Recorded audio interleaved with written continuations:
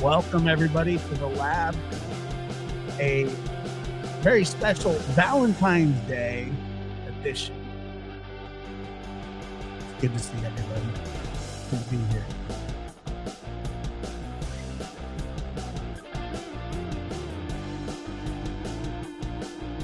Is there a doctor in the house for the love sick? Oh, there sure is. We got Dr. Gary Brucato with us to cure all your love ailments. I mean, I don't know. You're not like a marriage counseling, or what do you specialize in, Doc? I specialize in crime and severe mental illness. Oh, but we're not. Like, but I certainly also work with people. Generic at all. It's an extreme and a very unusual specialty, and I've contributed to both of those. I said it sounds that mental illness and crime sounds like marriage. Oh, I didn't hear that, but I think that but we're not here to give advice on love. We're here to talk about when the loss of or death of love contributes to violent crime. Which is quite often. Which is our which is our I guess our little way of showing our appreciation for Valentine's Day. Well, yeah. Oh, here we go. How do you lose 200 pounds? Okay, never mind. We'll move on from that. Anyway, what did it say? It said, "How do you lose 200 pounds of something? You get a divorce." I'm not sure. I don't want to go. Where is Valentine's Day? It's for the lovers. Okay, let's not get too down here. But Dr. Gary, in your experience, and good to see you, by the way. You look great. Was your week fantastic or not? Well, I was just at a wake today. So yes, so I'm surprised that you think I look. Yes, indeed, I was at a wake. Although, from a certain point of view, from a theological point of view, it's a perfect day for a wake, because if you believe what I do about death, you would understand that it's returning to God is something of a love story. It's not it's only sad from a certain point of view. From another point of view, it's passing through a vestibule into the light. Yeah. And so from that point of view, it's almost perfect, actually. But like I don't know if I've ever heard of a wake or a funeral on Valentine's Day, but I guess it's as good a day as any. Well, it certainly happens, and there are, as we're going to see, there are terrible crimes that occurred on Valentine's Day, which are designed to make that day horrific for people forever, like Nicholas Cruz committing the Marjory Stoneman Douglas mass shooting. That was Valentine's Day of 2008. 2018. People forget that. So we're going to have to talk about that. But I think Josh, you're going to have to sort of take this wherever you want. If we do calls, remember that we're not here to give clinical advice, but people can talk a little bit about maybe how they've been affected by relationships that have soured and have led to Lord knows what. But I think tonight we're going to have a kind of freewheeling discussion about everything from people who annihilate their families, to people who, as a result of infidelity, kill, to people who commit mass shootings because of loneliness, to people who do very strange symbolic things to people to get even for love that has been taken from them, things like that. And remember that Saint Valentine himself suffered a very grisly death. Anybody who dislikes Saint Valentine's Day can remember that he was, according to different legends, decapitated, burned, shot with arrows, and drowned. So it wasn't very pretty for Saint Valentine. Yeah, no, I mean that's I didn't know that about Saint Valentine, but not a. You know where the tradition comes from of sending Valentines? I do not. When St. Valentine was in prison in the Roman Empire, waiting to be martyred, he sent messages on the feet of birds from his jail cell. And the tradition of associating these little love messages that are being sent out, it was linked with St. Valentine for that Yeah, reason. he was marrying people secretly, wasn't he, or something like that? Oh, I never heard that part. I just know that he was sending out missives on the feet of pigeons and other birds, which then became the tradition of sending out the Valentine. So it's Right. kind of interesting. No, it definitely is. And then obviously one of the, we've talked about this before on the witness box, dates with significance, and that Hmm. this is a day. I mean, this is a big day for a lot of people. People take Valentine's Day very seriously.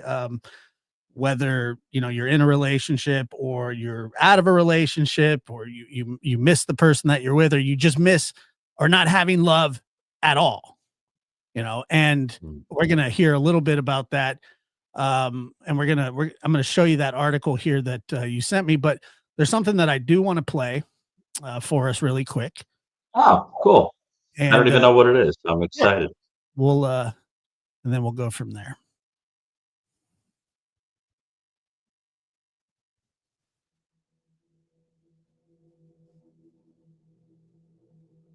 Hmm. Interesting. That's what it says on my child home videos. As a joke, meaning myself as a little kid. Yeah. Mhm. Oh,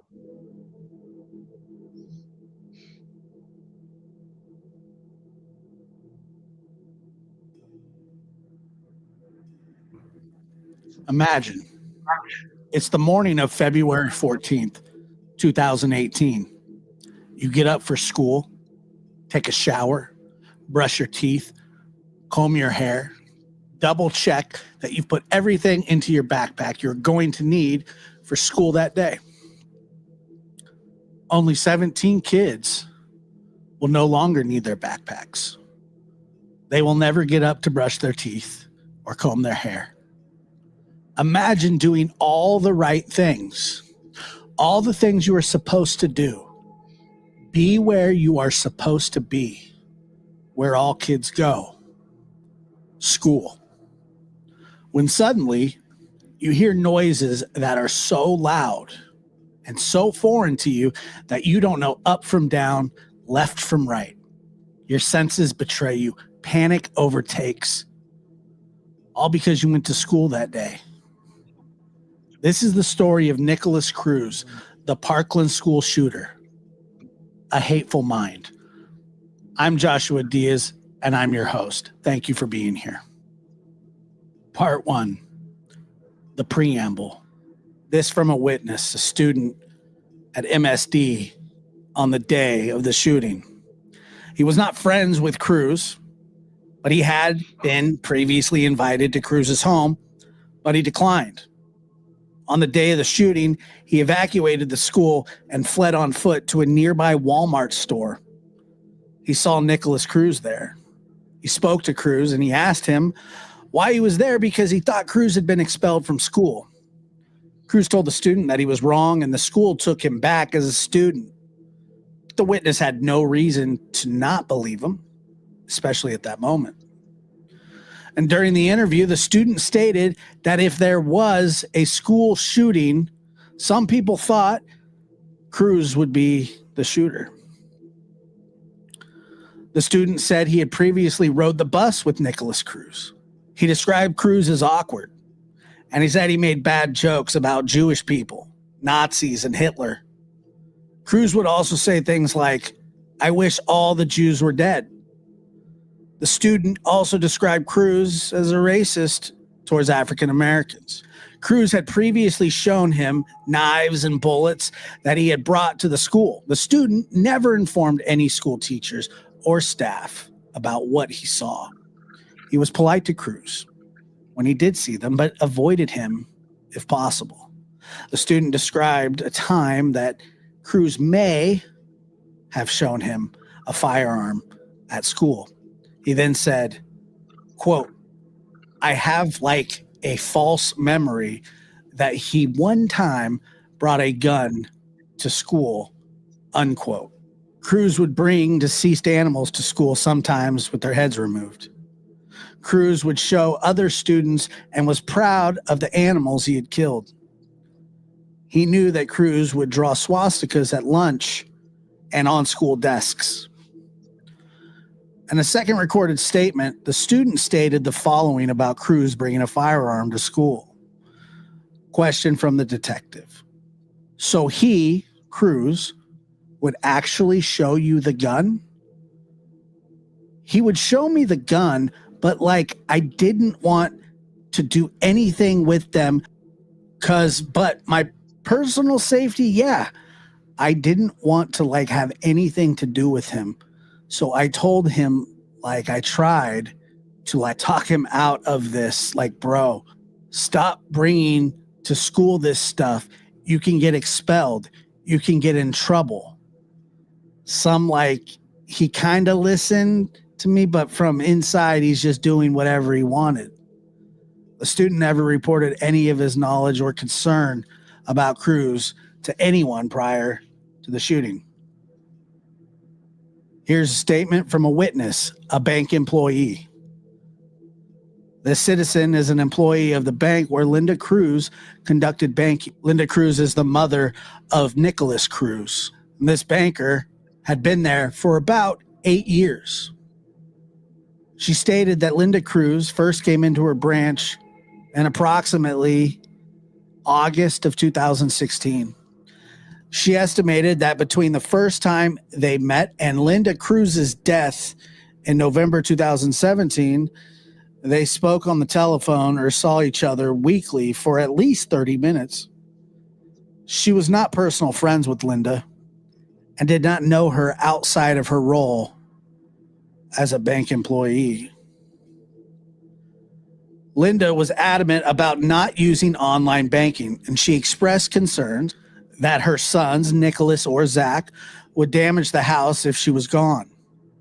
The witness described hearing Nicholas Cruz screaming at Linda Cruz while talking with her on the phone. She said that she heard Nicholas Cruz threaten to kill Linda and burn the house down. He reportedly told Linda Cruz to kill herself, but if she won't, he will do it for her and burn the house down with her in it so he can watch her burn. He further stated that then no one will stop him from what he needed to do. Cruz stated things to the effect that with Linda gone, he would be able to do whatever he wanted. The bank employee knew that Nicholas had directed Linda to kill herself or that he would kill her. The witness heard much of what she described while Linda was physically present in the bank. Linda Cruz would use the speaker function on her cellular phone, and she could hear firsthand the conversations between Linda and Nicholas. On one occasion, she heard Nicholas Cruz scream on the phone because Linda would not go to the grocery store. She also detailed an instance when Linda Cruz had $7,000 removed from her online banking account. The witness saw Nicholas Cruz in person approximately twice. Linda told the banker that Nicholas Cruz was both verbally and physically abusive to her. She once noticed bruises on Linda's wrist. Linda stated that Nicholas had tried to get her purse and they physically fought over it. Linda said that she did not want Nicholas Cruz with her anymore once he was 18 years old, but she was in fear of what that would mean for other people. She also told the banker that if anything happens to me, you know it was Nick. Linda made her promise that if anything happened to her, that she would tell them that it was Nicholas. Linda described Cruz's behavior as secretive, and when she inquired, it would escalate, so she stopped asking. Linda Cruz tried to hide the Wi-Fi access at home because she was concerned about his internet activity. Linda searched Nicholas's history and learned that he had searched weapons. Nicholas told Linda he was going to blow up the school. Linda also told the witness that Nicholas had been kicked out of school, but it was not because of being bullied. It's because he was threatening people. Linda noticed the Wi-Fi and tried to hide it, but somehow he reset it so he could use the computer. The witness was told by Linda Cruz that if she tried to enter Nicholas Cruz's room, he would scream at her. She found knives in his room, but no firearms. Linda complained that Nicholas would intentionally leave food out to attract bugs just to make her life miserable. He would say, "Get off your fat ass and clean it up, or go kill yourself so that way we could all be happy." The banker asked Linda about police involvement or mental health to try to help her. Linda told the witness that Nicholas was very good at making people think that he didn't know what he is doing. Linda was adamant that he, Nicholas, knew exactly what he is doing, but played people into thinking that he had such a horrible life and he had been bullied and was depressed. But that was not the case. The impression she had was that Nicholas was highly manipulative. Linda Cruz had visited the branch shortly before her death in November of 2017. She looked upset, and the banker asked why she didn't just kick Nicholas out of the house. To which Linda replied, "I don't know what he's going to do." The witness described Linda as living in fear every day because Nicholas would threaten her and Zachary daily. She further described the conversation with Nicholas was threatening to burn the house down, and Nicholas said, "They will really know me soon. Don't worry. They'll see." Linda Cruz told the witness that Nicholas had been kicked out of school because he had said he was going to go there and blow all those people away. She described his language as extremely racist. Nicholas Cruz had said something to the effect of, "It doesn't matter. They're going to think I'm crazy anyway." Linda Cruz called Nicholas Cruz evil. A short time after Linda died, Nicholas Cruz was in the branch with a female guardian and Linda's debit card. He provided the card to the bank employee. He had no emotion, and he said he wanted to know how to get the funds from that account. He asked how long it was going to take because he had things to do. The bank employee never reported any of the above information to anyone until she was interviewed after the shooting. And the next witness is a person who worked as a cashier at the Dollar Tree while Cruz also worked there. They were not personal friends. They did not date or do anything social. The witness described an incident involving Cruz when her mother was inside the store. A store policy prohibited employees from ringing up family members so they could not wait on her own mother for purchases. Nicholas Cruz rang up the other employee's mother and heard the conversation. The mother tried to talk with Nicholas Cruz about online schooling and things that could possibly help him. Nicholas Cruz responded by saying he could go shoot up Stoneman Douglas and he could shoot her too. This was the only time she heard Cruz say anything like this. She did not feel comfortable talking to him after that. The incident was not reported to law enforcement until after the shooting had happened on February 14th, 2018. And the coworker knew that Nicholas had been expelled from Stoneman Douglas.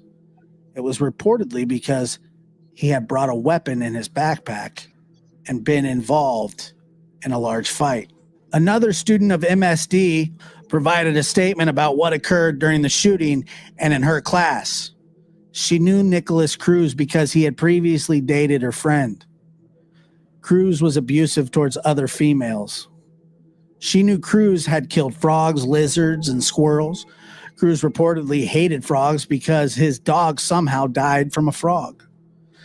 She had heard that Cruz had brought knives and bullets to school, but didn't actually see them herself. But she was aware of previous posts made by Cruz of deceased animals and firearms. Cruz threatened this witness via Instagram in 2016 after his relationship with the other female had ended. Cruz told her that he would kill her, rape her, and hurt her family and kill all the people that she cared about. Cruz would sometimes throw things at her when they were eating lunch. She no longer had any messages or videos from 2016 saved. She said that Cruz had also threatened his ex-girlfriend's new boyfriend. And Cruz physically attacked the new boyfriend at school, possibly in late 2016, according to the witness. None of this information was ever reported to law enforcement until after the shooting had occurred. Another witness went on to say that he knew Nicholas Cruz from sitting near him in class during 2016-2017 school year. Cruz would look up the number 666 on the classroom computer. He looked at disturbing images. Cruz also looked up how to make a nail bomb. Cruz would make strange comments. He once remarked about the Pulse nightclub shooting in Orlando, Florida. Cruz said that he was glad they killed all those gay people. And this witness/student stated that Nicholas Cruz had intentionally destroyed other students' projects when no one else was present in class. Cruz also spoke about the term white power, and he remembered that he had drawn a swastika on his backpack. Cruz had previously sent him a picture of a firearm. He did not respond to the message. He also knew about the time when a teacher observed Cruz on campus in August of 2017. He heard that Cruz had been expelled to a different school, but did not have the exact details about why. None of this was reported to anyone until after the shooting. I'm going to stop it there. It goes on. It's about a 45-minute video, and it is on my video playlist if you want to watch the rest. And it's quite a fascinating story. However, it's complete. It's really graphic. Obviously, you saw some of it, and obviously, it gets worse and worse. It was a video I did about, I would say, 2 years ago, right after. I think it was right after the trial had ended. And you sent this to me, Dr. Gary. But first of all, your thoughts on that bit of information that we just heard. Yeah. Well, when Michael Stone and I wrote The New Evil, Nicholas Cruz had not been found guilty. The case was being adjudicated. And what wound up happening was that we spoke in terms of he allegedly did if he is guilty, he might have done for this reason, whatever. Yeah. And immediately, I wrote, I edited the Nicholas Cruz section, which is in Michael's part of the book. And what I added in there was that I was extremely suspicious that the motive had to do with the fact that it was Valentine's Day. And it's interesting that if you examine the court case, you'll see that the defense tried to say that, he was adopted and that he might have had, that he had fetal alcohol syndrome, which would have been potentially very disinhibiting and so forth. And that he was depressed and that he was descending into these serious problems, and being picked on and all that. And the prosecution tried to say that a bullied kid basically was trying to get revenge. He was angry. But I think I have said all along, and then Cruz wound up vindicating my position, that it simply had to do with the idea that he wanted to ruin Valentine's Day. It was like sour grapes. If I don't have it, you don't have it, that kind of thing. And the way I think you want to think about Cruz is that he was one of these people, possibly a category 13, for example, in The New Evil, who really was a kind of inadequate person who didn't really have any sense of belonging anywhere from the time that he was a kid. I mean, you have to remember, he gets adopted and is not getting along with that. And then 3 months before the shooting, Linda dies, right? And her husband had died. They were older when they took him. They were like in their 60s. You have to remember, and they die before he finishes high school. So then he's like tossed around to a whole bunch of people in school. He doesn't have any friends. Nobody likes him. He's a weird guy. He's provocative. So of course, like the Smith case, which I talk about in the New Evil, for a typical Category 13 person, you start gravitating toward groups that have very black and white rules about what you need to do to be loved and to be successful, right? And so you gravitate towards places where the biggest jerk is the most loved, right? Political movements like that, religious movements, cult movements, whatever. So, of course, like a lot of that type of person, he gravitates towards Nazism. You'll find that people who gravitate toward those things that have an interest in anything that smacks of Nazism or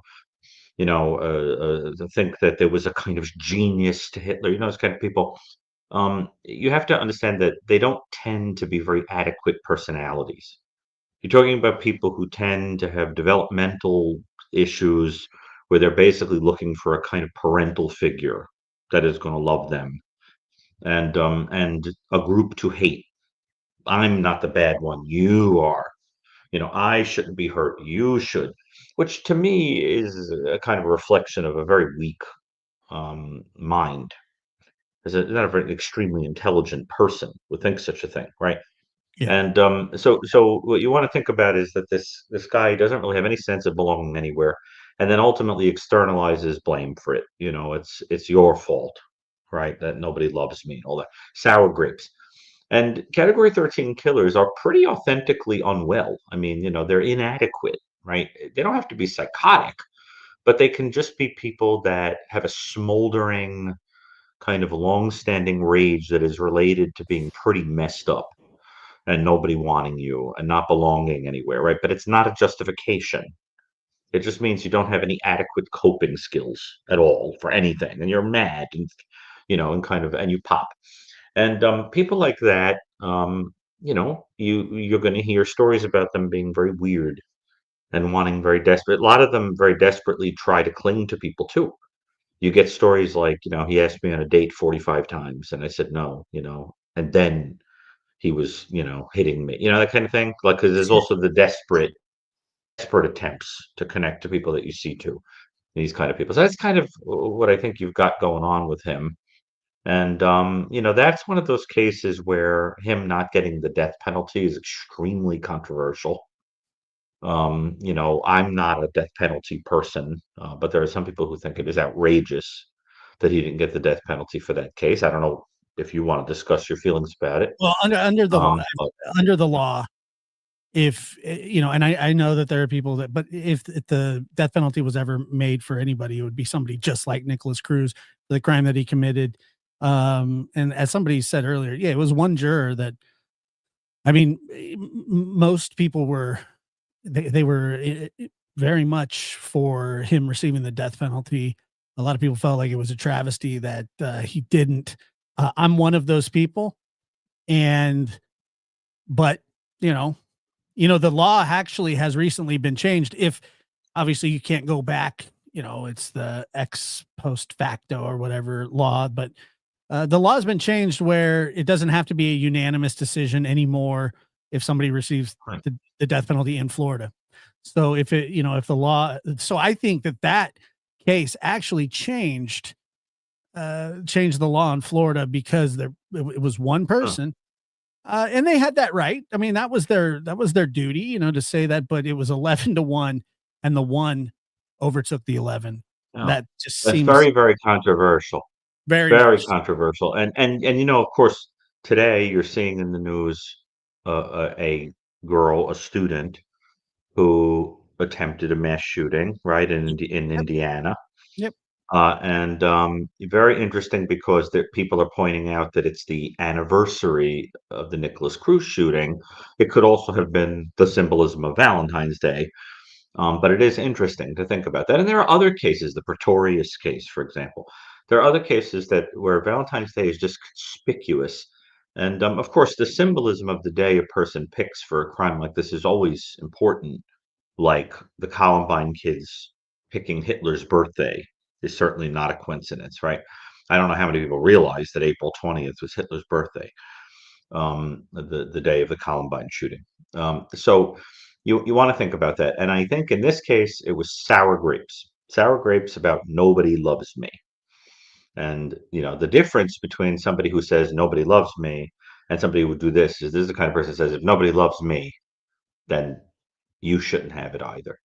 And do you notice that the victims were all people that would be considered traditionally kind of nice looking? Yeah. They were all kids that none of them looks like, they would be like the dork of the school, right? They look like all kids that would have friends or people that would be interested in them or drawn to them. Because you got to picture this guy going around with this firearm and just firing away. Well, who's he picking? It isn't just anybody, right? You got to imagine him picking the kids that he's got a kind of feeling of jealousy toward, right? So it's like, you look like you'd have friends. You look like somebody would date you. You look like somebody might want to talk to you. So you've got to go. And I just don't know how much of a coincidence that is. If I were ever able to go in and talk to him, I bet he would say that, he was picking off the people that he felt kind of deserved in his mind, his wrath, because they weren't the losers. Yeah, and so Um, he basically admits that like we said, we've talked about dates with significance. This was a day that he has ruined for hundreds of people, if not more. And then today you hear about this. You want kind of a copycat type situation where people want to piggyback on the tragedy that had happened, some years ago. And yeah, I mean, I think him choosing Valentine's Day was a huge motivator, for him, because you heard in the video that he had problems with girls, keeping girlfriends. Women thought he was weird. He acted weird towards women, was but it weird. wasn't women. It was weird. There was no question, Josh. It was weird. Yeah. Not only was he weird, he was scary. Like he was a scary individual. His brother was just recently, I saw that link that you sent me. His brother was just arrested for breaking into schools at night, correct? I heard something about that too. Yeah. And I mean, look, that if you were dealing with a fetal alcohol thing, there could have been something congenital going on there, and we don't know if that would have affected everyone, and the sibling. But in fact, I think I had heard that Nicholas Cruz's mother was a prostitute, if I'm not mistaken. Is that correct? She had engaged in some prostitution. I'm not sure if that's true, but I had heard something His like that. biological mother? Biological mother. I don't know if that's true, but I had heard that it reported I somewhere. believe that And, is true. there was some question of who the father even was. Yeah. And no one knows, so it's Well, there's no interesting. doubt that he absolutely But there are plenty of ways in which love can go haywire, with the exception of crimes that are motivated by severe mental illness. The truth of the matter is they all are. There really aren't any crimes other than those that are committed out of lunacy or drug use or whatever, and even the drug use you could trace to a lack of love. It's very difficult to think of any crime that isn't at its root about somebody who was failed in terms of love, whether it's at the developmental stage or the post-pubescent stage, or whether it's committing some perversion that involves killing or killing someone because they've abandoned you, or whatever. Ultimately, that's so much at the root of what motivates violent crime. And I think that's a point that gets missed very often, because we're so busy thinking about these people as chortling and kind of twiddling their thumbs and being evil, with the red tights like Mephistopheles, that we forget that most of them are pretty much just like the rest of us. But something has happened. And Something has Lori, happened. I don't know if Son of Sam had something connected to Valentine's Day. Do you know that, Dr. Gary? off the top of, I mean, let me put it this way: he would have certainly been motivated to, but let me look in my record if I have any indication of that, because there are plenty. I don't remember off the top of my head him having a killing on Valentine's Day, but it would have been right up his alley Yeah. to do such a thing. But well, I don't. I'm looking at the list of victims in my list here. I'm not seeing a Valentine's Day one, but that doesn't mean anything. Now, if I were open to talking about Delphi, which I am not, we would point out that that also conspicuously um, appears to have been a Valentine's Day thing. Remember those when those girls were discovered, and I never thought that was a coincidence because that was the timing of that.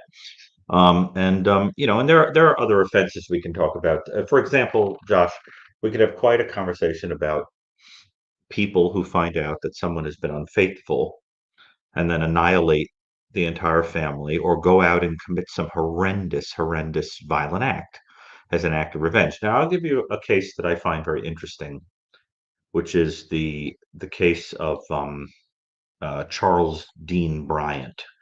And Charles Dean Bryant was a guy who went to a bar, picked up a young woman whose name was oh Lord, I can't remember it off the top of my head, but Zandagriff. Zandagriff was the last name, and Jacqueline Zandagriff. And what happens is he picks her up in Texas, and he puts zip ties on her, supposedly because of what he claims was consensual sex. And she winds up having her heart cut out, being dismembered, and being burned in a kiddie pool that he has basically taken from somewhere, and is just completely mutilated and burnt. And the story he tells is that they had consensual sex, and she, died accidentally, and then he panicked. Now, if you look into that case, which I'm writing about for my new book, I remember that at the time, one of the things that was pointed out, and I never heard this get adjudicated, so just take this with a grain of salt.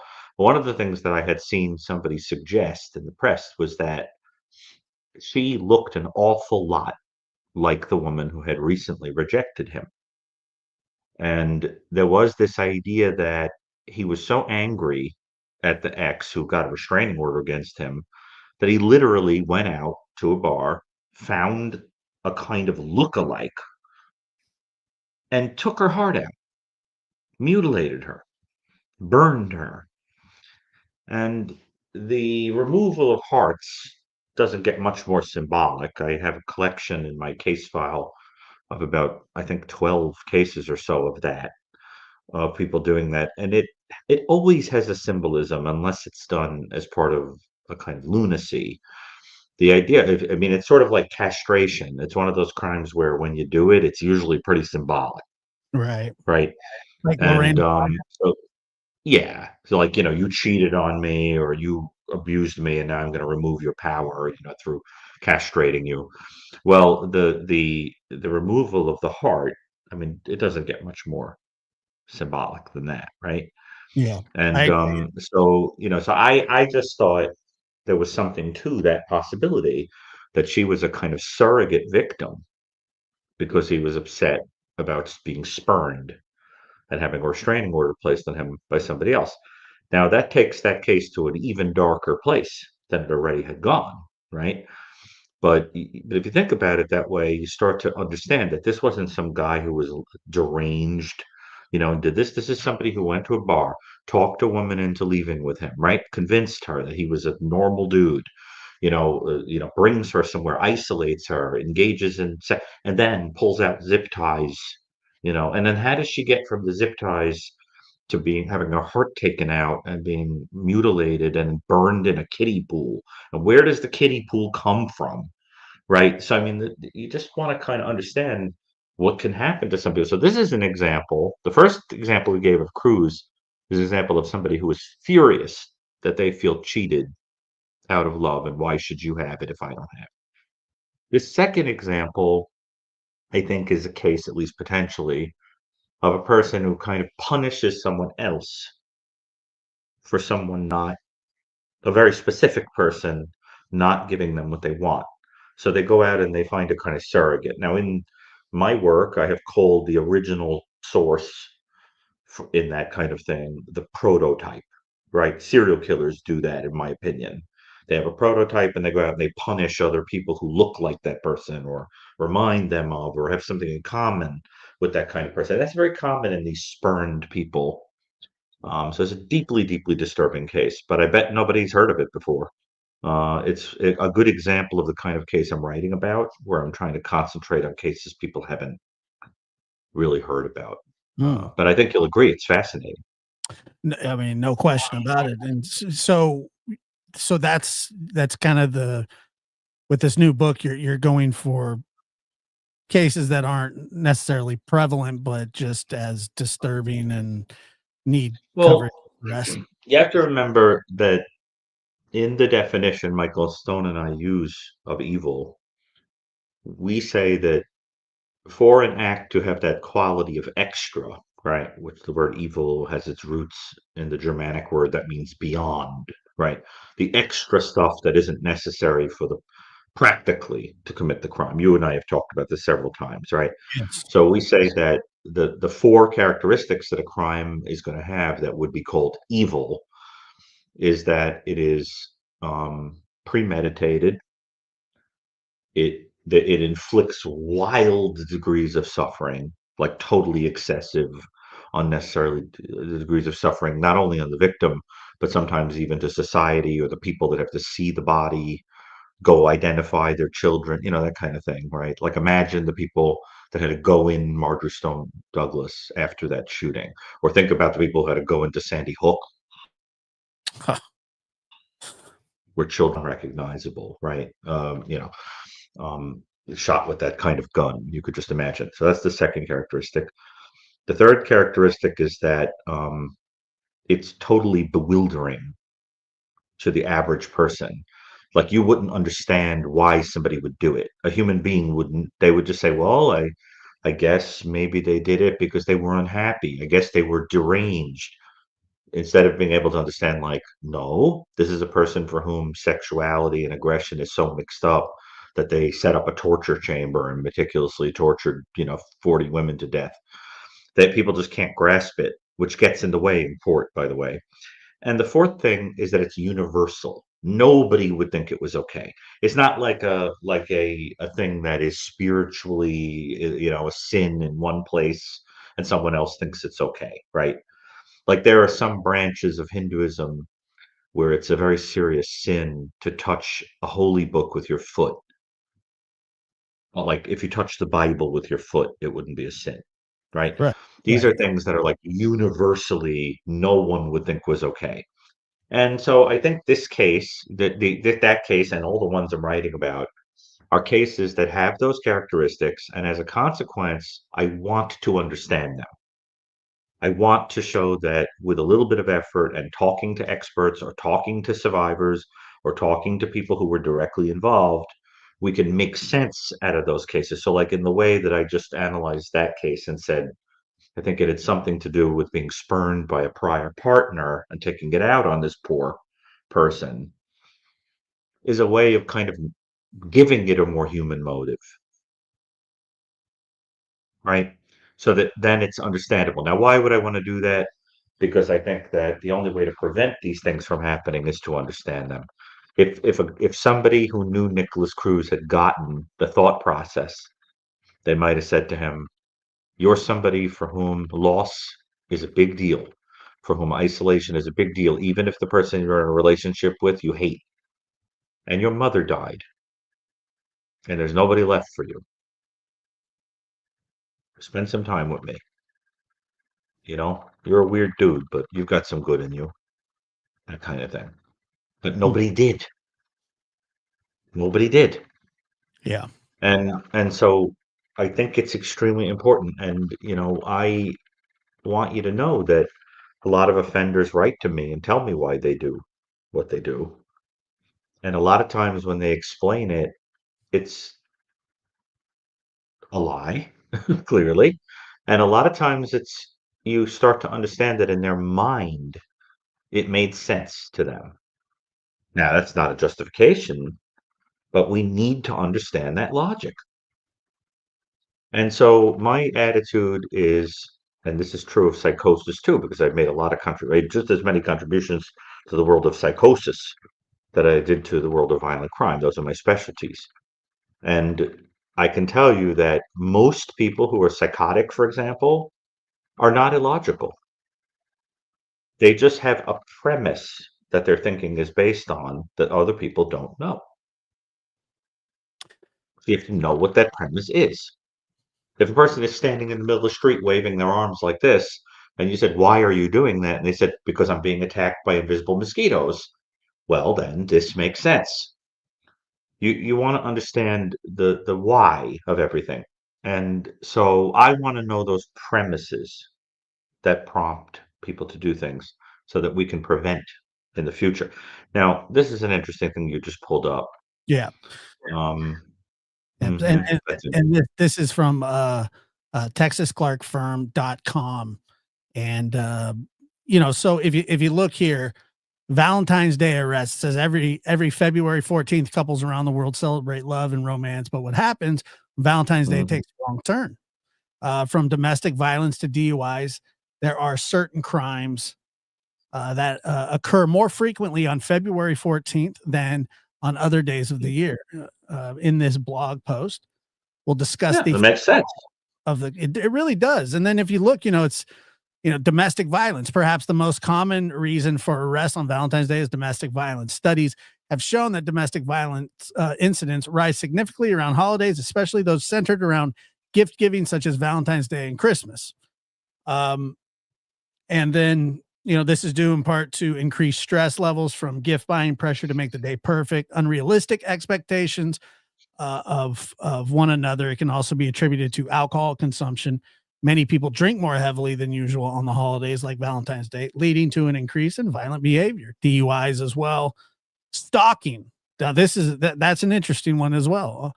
On or around Valentine's Day, people may try to win back the affection of a person they're interested in. However, it's illegal for a person to repeat a behavior directed at a person that causes the person to feel harassed, annoyed, alarmed, abused, tormented, embarrassed, or offended. Restraining orders and public intoxication. So, there's a lot of emotions on, Valentine's Day, but I could absolutely see the stalking and the domestic violence and the alcohol consumption and things like that. I mean, All right. do you Well, why don't you? I think you should talk about the Tiana Notice case, if you want to talk about that. That's a Valentine's Day case too, by the way. But what was your question, Josh? I'm sorry. I was just saying that is this a trend that you think will continue to increase, or I mean, I know it's hard to say, but obviously it seems like it's trending that way. Like again today, you hear about the young lady who wanted to do a Parkland 2.0, or and Valentine's Day was the day, and I believe it was thwarted, but still, I mean, Yes, terrifying, thwarted. terrifying to say. Interesting that it's a. I think it was a. Um, well, I want to be careful until I get the facts on it, but apparently the gender is unusual in that case. Statistically, they're very improbable for a mass shooter, which is interesting. But It's a girl. you should look up if you can for the audience the um the Tiana Notice case, TIANA NOTICE. That's a very instructive case to talk about. That's the 25-year-old African American woman who was killed by the guy that felt jilted by her. But I think it's an instructive case in terms of the kind of stalking and relentless stuff that you're talking about. Yeah. Let me give me 1 second here. She was killed by James Carter II, and that was on Valentine's Day 2009. they met in Connecticut, where she was going to school, on a dating site. And about 6 months after they got together, Carter gets sentenced to jail for domestic abuse of a previous girlfriend. And Mm. then Tiana realizes that he actually had a long history of crime, of assaulting people. So you already get the sense of this guy having like unstable kind of relations, right? And then Tiana starts getting the idea that Carter is unfaithful to her to top it off, right? There's like a cheating situation going on top of it. So then she decides she's going to leave him, and he can't handle it. He's a control freak, absolute control freak. And so now let me see. I'm going to pull up my record of this case because let me just see what I got here. So it says he continues to harass her, right, which has a very stalking quality. He would sit in the car outside of her apartment. He would follow her anytime she left to go on errands. There he was, right, coming after her. Finally, she feels compelled to confront him, and a restraining order gets taken out. He makes a story up that she had been hitting him, and that's why, um, excuse me, he took a restraining order. Excuse me, he takes a restraining order claiming that she's attacking him. And then she's put in the position of denying herself. So this is the kind of gaslighting crap that you could see with some of these people, right? Right. And Yeah. and then he sends her this message that says, "As God is my witness, punishment is on the way, so be prepared. You will have bad luck. You hear me? Remember this email when karma bites you in the ass." Mm. And nobody does anything. She's contacting the police, she's showing the emails, whatever. He goes to the police. She goes to the police 33 times in 6 weeks, and nobody does anything to stop him. Nothing. What? Things only escalate, they get worse. And her car gets vandalized. Nobody does anything about it. So what winds up happening is that her family basically takes it into their own hands, and they set up a surveillance system in her parking lot and in her building. And she gets home the next day, and there's a note on the door that says, "Tiana, forgive me. I never cheated on you. If I'm lying, may God take my life. Forgive me for everything else I have done." And now the tape that is in the surveillance camera runs out. So it doesn't capture anybody going into the building, taping the note to the door. The police finally decide they're going to take some kind of action. They contact him to get a handwriting sample to see if it matches the note. And then what happens is you get to Valentine's Day 2009, and when he finds out that she has called the police on him, prompting this handwriting thing, he stalks her at the apartment, waits for her to come home, ambushes her, and he absolutely mutilates her. She is stabbed like 20 times, like absolutely brutalized. In the middle of bleeding to death, she calls the police and she says, "I'm bleeding to death. My ex-boyfriend just stabbed me to death," loses consciousness and dies. Right. And this case, this terrible Valentine's Day case, is cited as like a textbook example of the problems with the way that the law deals with people who are being stalked and threatened. And it was a disaster, an absolute disaster, top to bottom. This woman should be alive today, but he is. Well, that's another thing too. While we were listening to some of the Nicholas Cruz stuff, and Oh yeah. how that a lot of things like that weren't reported and stuff, and sometimes it doesn't matter. I mean, how many times did this lady go to the police?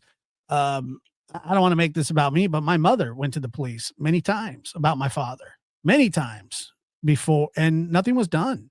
Matter of Right. fact, I believe in this case, wasn't there a wrongful death suit with Yes, that is absolutely correct. $10 million? You know the case. That is Yeah, absolutely true.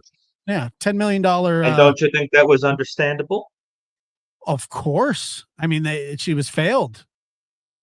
I mean, she had every right in the world to be terrified, and nobody protected her. Nobody.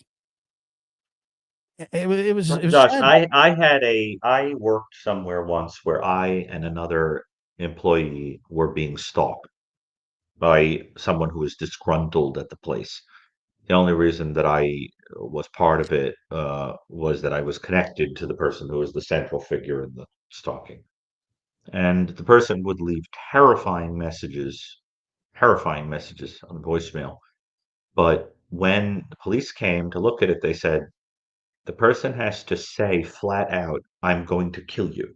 I'm going to do something violent to you, number one. And secondly, there's no way to prove that they're the one who left the message, Yeah. Right. right?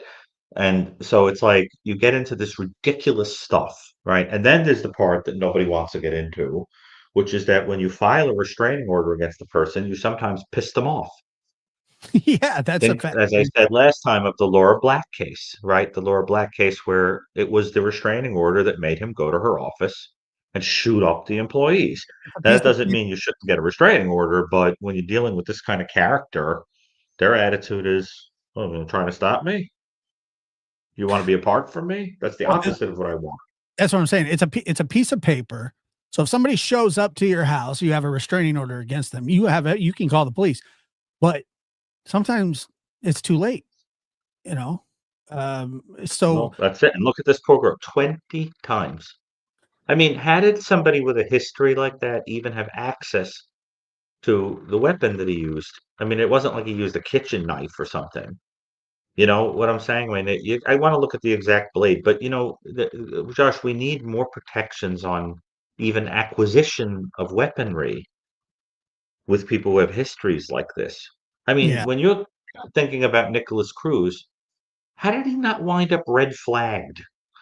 I mean, there was one incident, for example, where Cruz had posted, I think, on social media, an image of like having cut his own wrists.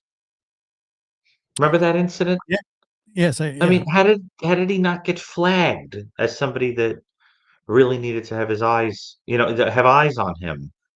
And this same thing with this, the Carter in this case, he had a long history of this stuff. This guy was on the radar of, and this poor woman, he goes on a dating site, and picks this woman up. She was a beautiful, brilliant scholar who could have had anybody, and she winds up with this schmo, that she meets on a dating site. The whole thing was so sad, you know.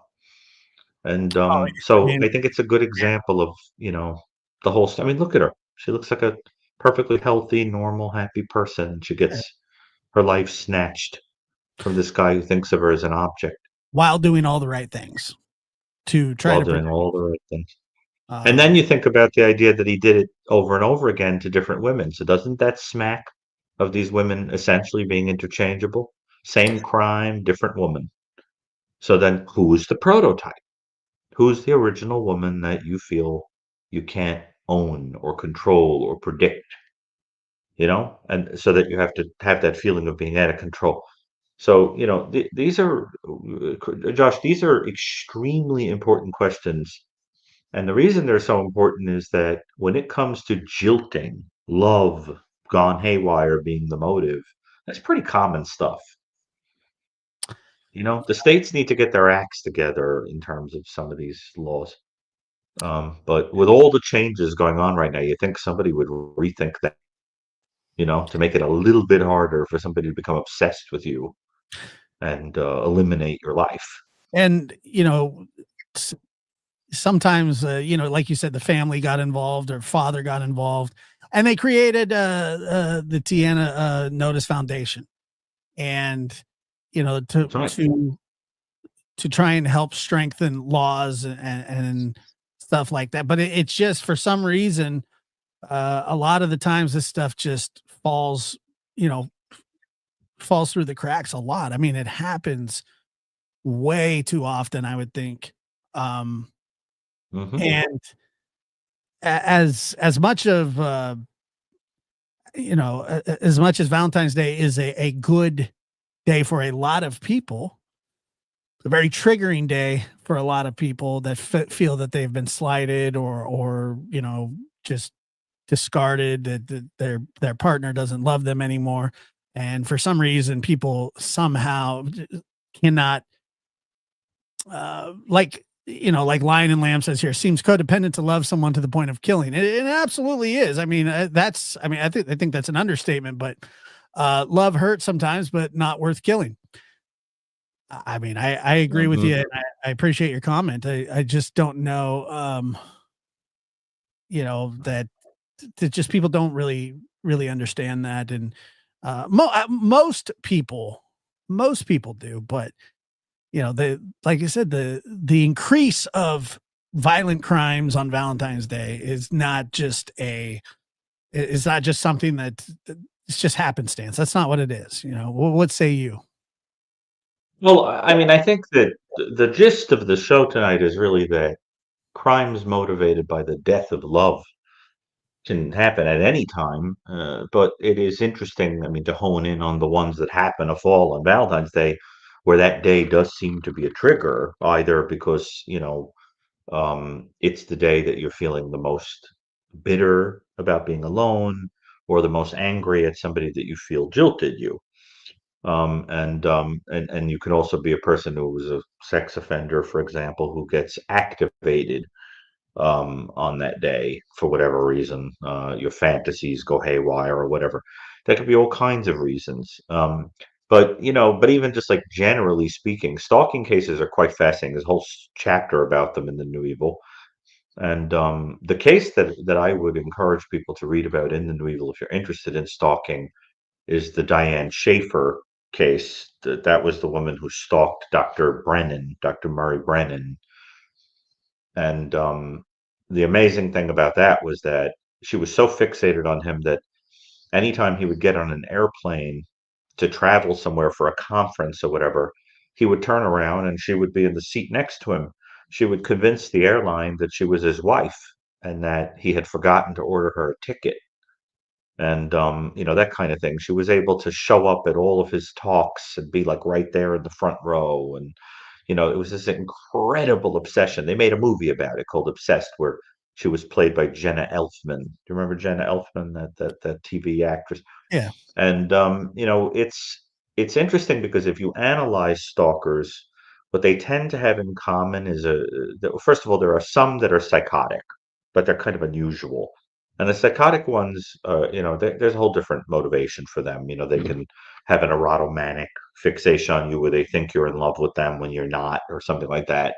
You see that kind, like, I went to a bookstore, to a book signing with a celebrity, and they wrote in my book, love so and so. And that meant to me that they were in love with me. So I started going through their trash, and showing up at their house. That kind of psychotic thing, right?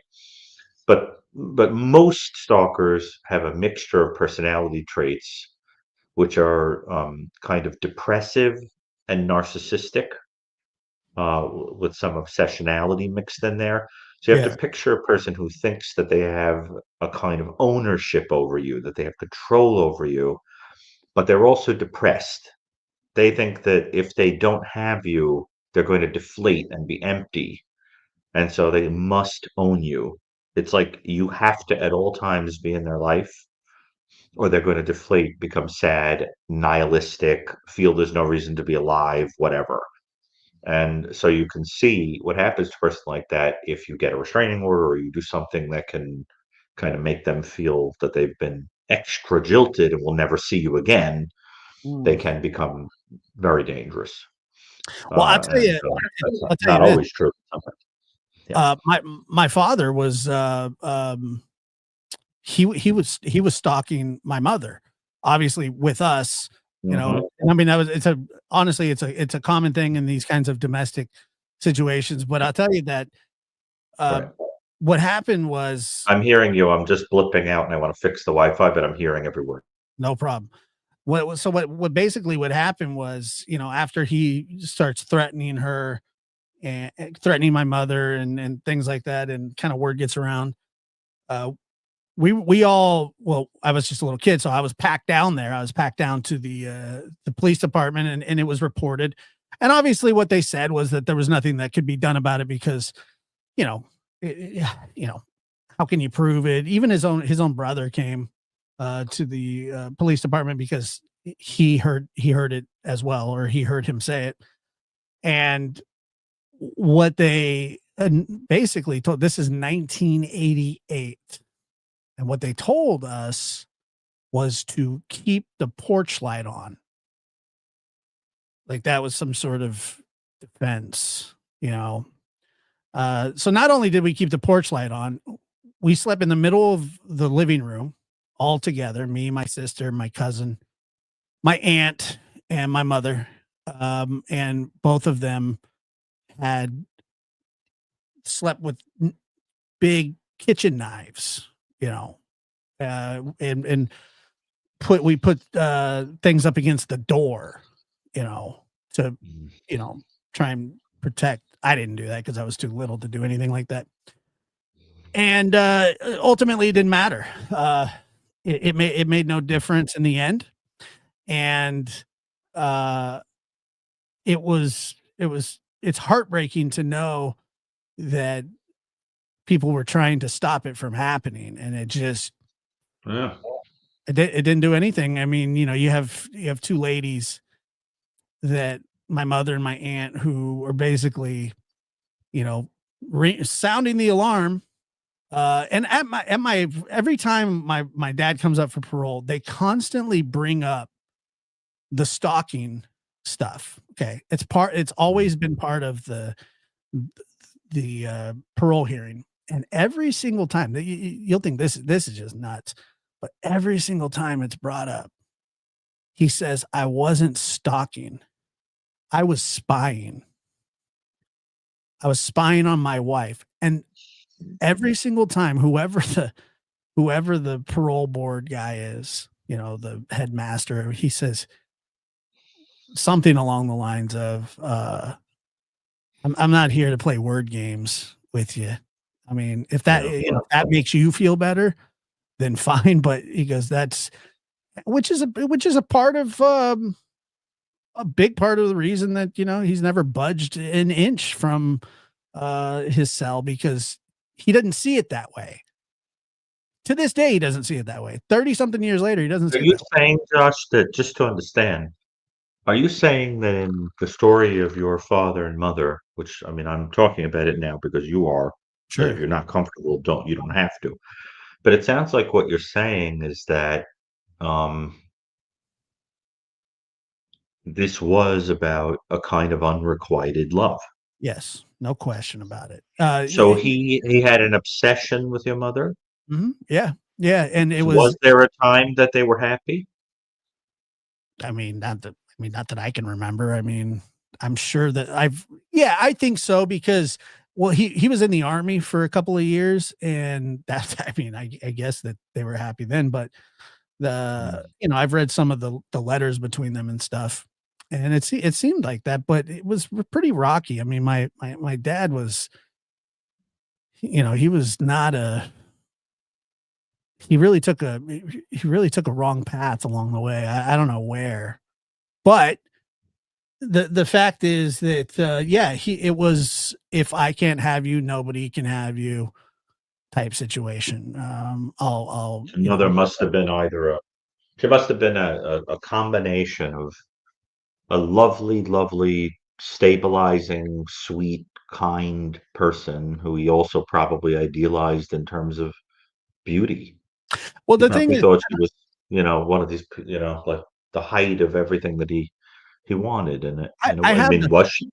yes, Yeah. she was very, very beautiful, and I'll tell you I this, mean, that as a human, she yeah, must have been and you're right. her and my Yeah. sister share a lot of the Mm. same tendencies, mannerisms. You know, they both talk extremely fast. They favor each other, but I'll tell you that, Mm. that I think, and this is just I think that my dad was so far over his head with her, because he knew Right. that when she left, he was never going to find anybody like her. That's right. That was Sure. his prize. the mother of his That's the children. paradox of killing them. Right. Paradox of killing them is you taking them out of the world. Right.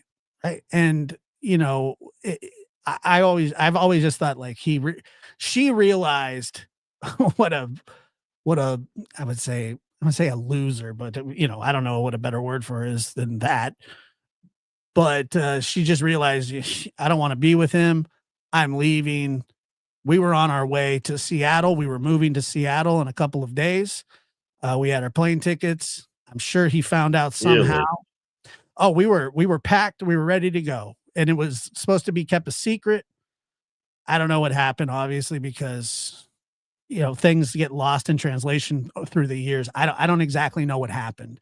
But I'm sure that he found out that we were moving.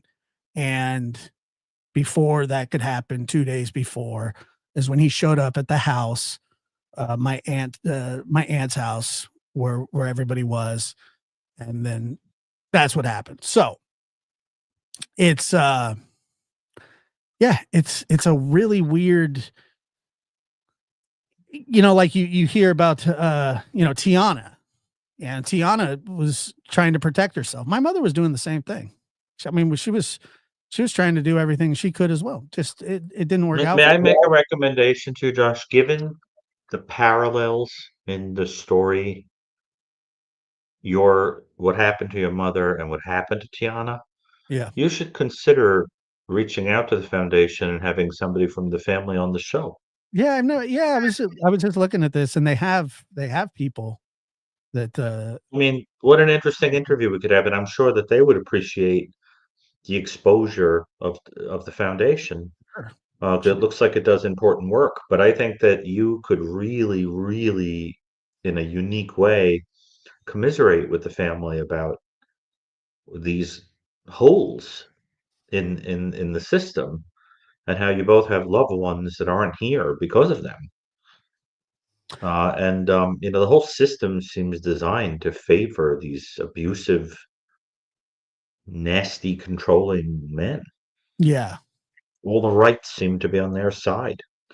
And but I think, I don't know what the audience thinks, but I think that it would be extremely beneficial if you could have a conversation with someone I from would that I would love foundation. to do that. I mean, my entire, well, I say, especially my early adult life, working with, victim witness and stuff like that. That's obviously why I've been kind of drawn to these kind of cases, these domestic cases, because I've seen it. Not only have I seen it firsthand, and I just had a parole hearing a year and a half ago with my father. And I'll have another one in 3 years. And, like he's kind of on that like Manson parole thing. I don't know how many times Manson came up for parole, but it never it never went well for him, and it hasn't gone well for my father either. And I got to tell you though, sometimes when I sit there and I listen to him, when he's talking, and I'll be sitting next to my sister or my aunt, and he'll talk about that he loved her, and all these things, blah blah blah blah blah. But as it goes on, you can tell that there is that he's stunted, that Mm. he either misremembers or intentionally misremembers the story. It should have been a premeditated murder one, no question. Well, I did mean, he bring a firearm? oh yeah, showed up For the there, stick? and somehow, some way, it ended up with he got murder too, and then attempted murder of my aunt, and received a 25 to life. Um, and it They was made sort the of, argument that it was a crime of passion.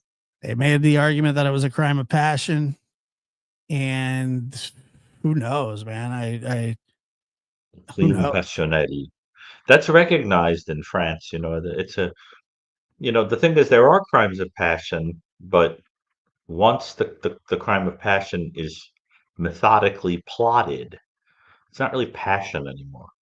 It might have been rooted in love, but Well, but attraction, whatever. how can it be that though? Like, because he shot my aunt first. How is that? But Does this he? isn't a thing like he just happened to have a gun on him and he got worked up and pulled it out. Oh, he You're wasn't even talking allowed about a to kind have of a gun. a plotting, right? The gun Plotting was element, stolen. It was a stolen gun. right? Do You you know. remember? I'm sure some people in the audience have heard me say this before, but did you ever hear the comparison that I make in the New Evil between a crime of passion that's impulsive versus a crime of passion that's not? Do you remember me ever talking about this? I do. Yes.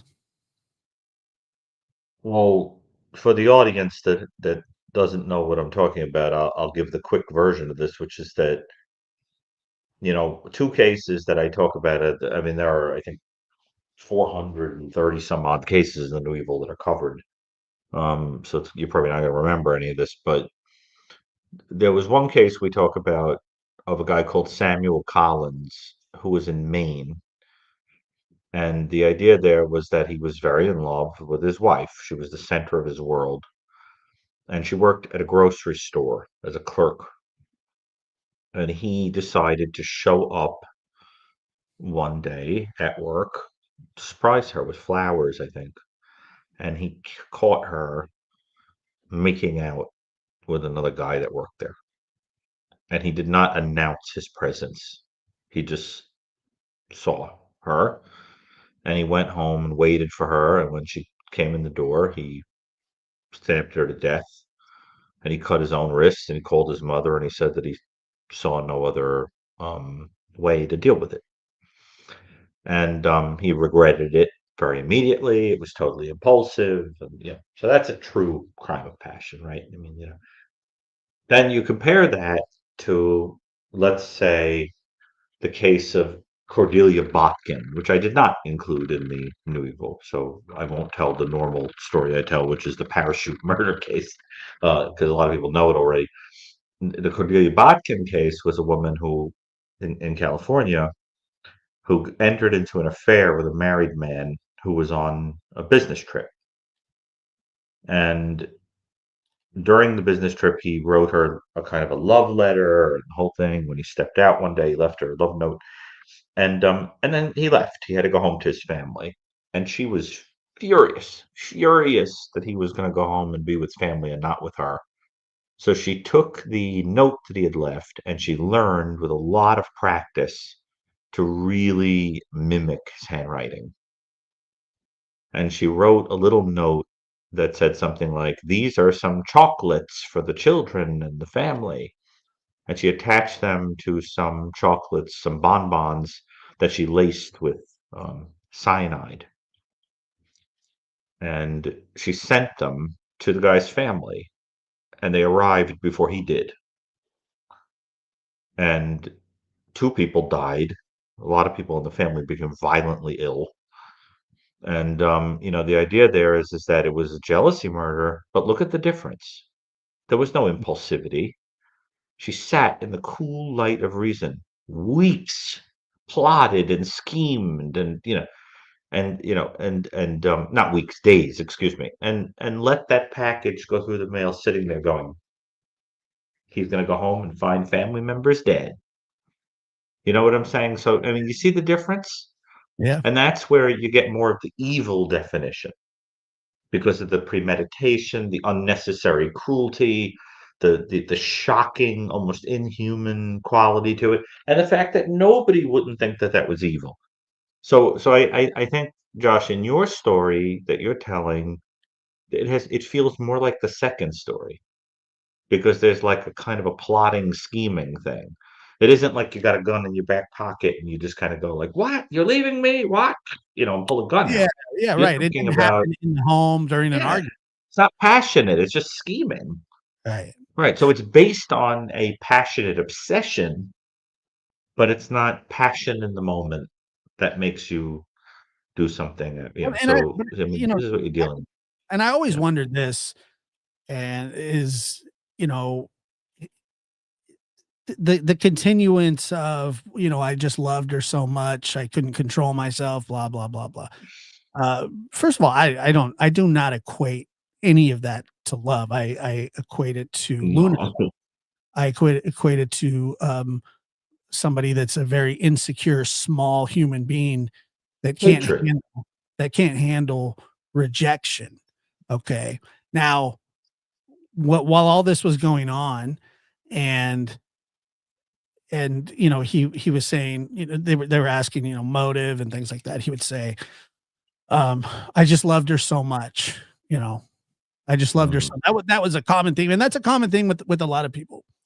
I remember I actually don't remember saying this, but it's in the transcript of the very first time I ever saw a therapist or a psychologist. I was very, very young, and that was Diane Green. I've told you about Diane Green. God bless her soul. She's just an amazing person. You've mentioned it before, yeah. I sure have, and she continuously brought this up, and I would have never remembered it, but I told her that, and I'm sure some of you guys have heard this before, but I told her, I said, my dad says that he loves my mom and he killed her. My dad says that he loves me. Does that mean he's going to kill me? And she was like, good question. Yeah, and I mean, because I didn't understand what love really was. I mean, I was so young, I had no idea, and I just didn't think that wasn't the way that you express your love to people. Matter of fact, it's quite the opposite. If somebody doesn't want to be with you, if they just don't want to be with you, you have to let them go. That's love. It's a tough thing, but it's love. And You've been there? What's that? You've been there? Sure, of course. Of course. You have to, there, as tough as it is, as much of an ego hit as it is, as much as it makes you feel unwanted, and that nobody, you may feel nobody will ever want you again. True love is letting that person go. And that's what I found out over the years, that it was quite the opposite. I didn't believe his story of, well, I just loved her so much. No, what he loved was his status, his beautiful wife, his kids, people, the secret life, I guess you could say. And he just did not want to let that go. And it was crumbling all around him, and his fragile ego could not handle that. He didn't love her so much that he killed her. He loved himself that much. That's what I figured out. Right. And I think that, like, on a day like today, on Valentine's Day, it's important to note that, that's not love. That's hate. That is selfishness. Selfish it is. But when somebody wants to leave, let them go. Nothing you can do about it. I mean, certainly it depends how you interpret the reason that they're leaving. Well, it doesn't really matter, does it? Yes, it matters in terms of why you think they're leaving. I mean, I mean, about how you react to it. Because if a person leaves you and they say, look, I'm leaving you because you're a loser and I don't think anyone would ever love you. Right. Very different reaction than if they say, it's not you, it's me, Or what about when you've had the experience of sharing the most extreme intimacy with a person, and then you find out that they've shared that intimacy with another person? Sometimes in your own bed. And look, I understand, and I get what you're saying, and I get that It's hard. It's hard stuff. Of course. Who wouldn't want to, flip out in that situation and start moving some furniture? I mean, I get that. But like I said, again, it's right. What is it? To me, it doesn't really matter. I mean, does it matter to the person that it's happening to? Yeah, it does. But the end result's the same. I remember my grandfather told me that his first wife was, when he was in the military, she was cheating on him. And, he came home and she said, well, I have to go to the whatever. And she was at the bar with this guy that she had been seeing. And I remember I said, well, why didn't you just go down there and, beat that guy up? Or, why would you just allow that to happen? And he says, because I go down there and I beat him up, I go to jail, and they're back at the bar Hooking tonight up. or tomorrow. It doesn't matter. He goes, it would, and he told this story 30 years after 40 years after it happened. And I sat there and I thought about it. I said, I mean, he's right. What's the point? Now, did he want to do it? Of course. Did he? No. And I thought, I mean, that was a pretty valuable lesson. At least I thought. Yes. But you're 100% right that a healthy person would simply say, it's not a reflection on me that you don't want me. It's just a chemistry thing. You know what I mean? And they Mhm. would say, I'll go out and I'll find somebody else. If you liked me, somebody else will. You know what I mean? I mean, that's a normal reaction. But I think, unfortunately, what happens with a lot of people, especially people that are kind of lonely and have a hard time connecting to other people, is that it's very hard to replace the person. Now, imagine that kind of personality mixed with violent tendencies, then that's a dangerous soup. It's one thing to sit around and look kind of lugubrious and downtrodden because you're bummed out. It's another thing to say, I'm putting an end to this. If I can't have them, nobody can. The other thing is, I noticed in the conversation and in the comments, it's important to make a distinction between envy and jealousy. People use those words interchangeably, and that they shouldn't. Jealousy means that you're upset, you resent the relationship that another person has with someone whose affection you want. Envy means that somebody has a trait or a thing that you wish you had, not a relationship. You don't envy a relationship, that's jealousy. And the reason that's important is because with some of these crimes, you really want to ask that question. Was it envy or was it jealousy? Right? Like think about Cruz. Was he jealous or envious? You want to think about that. And Hmm. then here's an interesting question for you. Good question. The character of the devil, right, in Judeo-Christian theology, what was his sin? Why did he wind up falling? What sin did he commit? What was it? Who again? Hmm? Say, The devil. What was the sin that he committed that led to the fall? What was it? I mean, didn't he betrayed God, didn't he?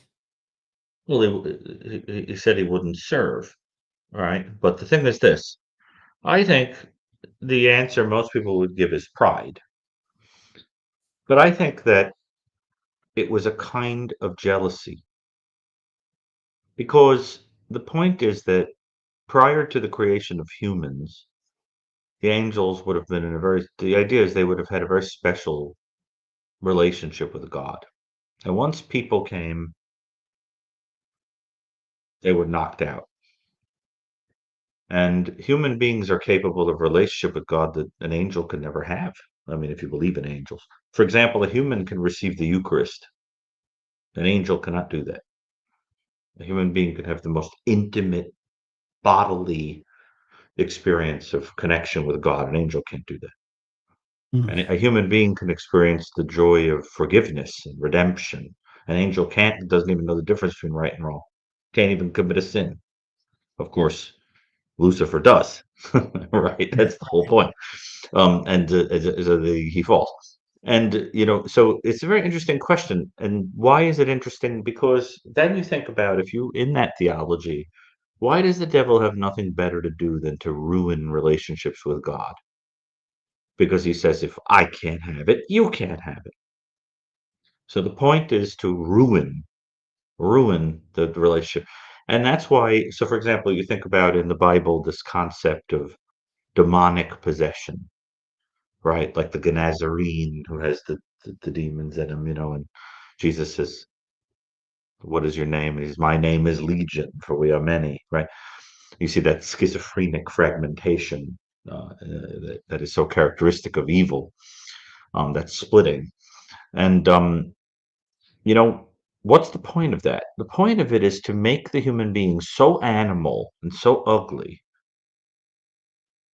that people who are looking at it think God couldn't possibly love us because we're so animal. Seeing a person rendering their clothes, spitting, spewing blood, gore, cursing, you look at them and you say, God couldn't love them.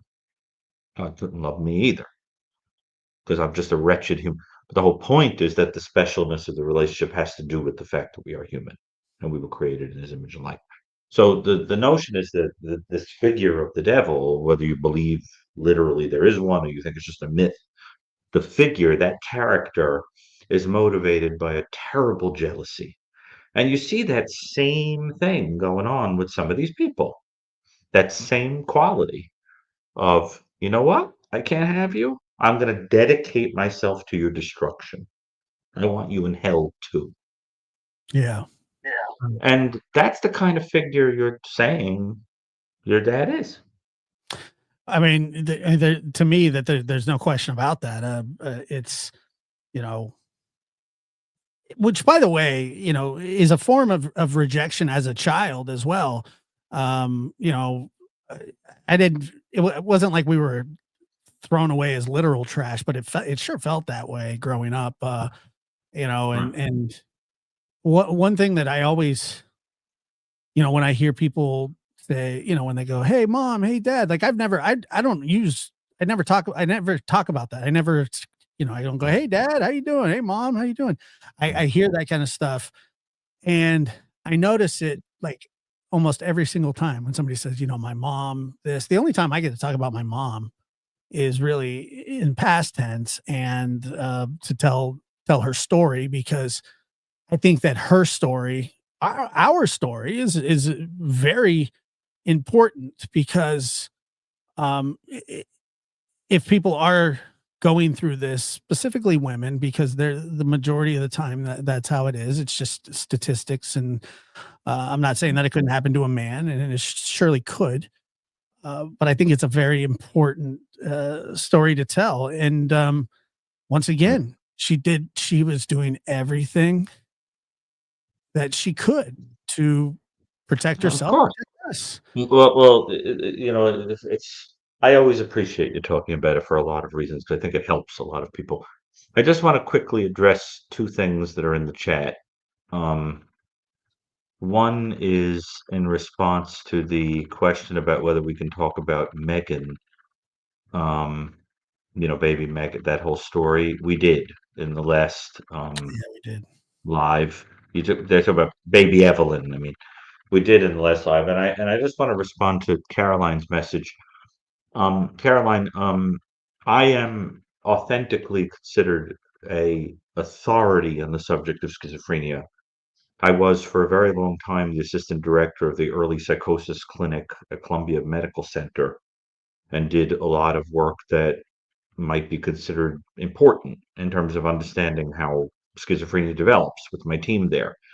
And when I used the word schizophrenic there about the Ganazarene, I did not mean the illness schizophrenia, which is rarely associated with violence unless people are not taking their meds or have very particular types of illusions or delusions or are using drugs or alcohol.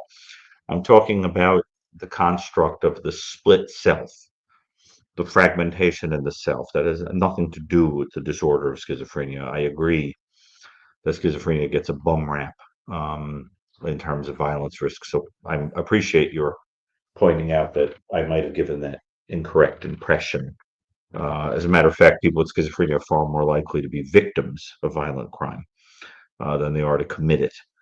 But what I meant is more that quality of not having a stable sense of self, that splitting of the self. Because remember, schizophrenia literally means split head. And it's a term that can just mean fragmentation. No, I agree. I just think it's important that you pointed it out. And now, Josh, are there any other kinds of? I mean, we talked about. Oh, we didn't talk about people who find out that there's infidelity, so they kill the whole family. We haven't given a Family case example of that. What'd you say? Family annihilators. Yeah, there's family annihilation, or there another thing you can see is, a person who wants to kill the person who rejected them, so they just target like all the people around them also, right? Like while they're at it, they kill the people that happen to be in the car with them, or the people walking down the street with them, or whatever. But I think a good example of that would probably be Gibson Paul. Do you remember that case? That the case with that was there was that mug shot of him crying from the Kingsport police. That's a West Palm Beach case if you want to look it up. Valentine's Day also. Let me take a look here.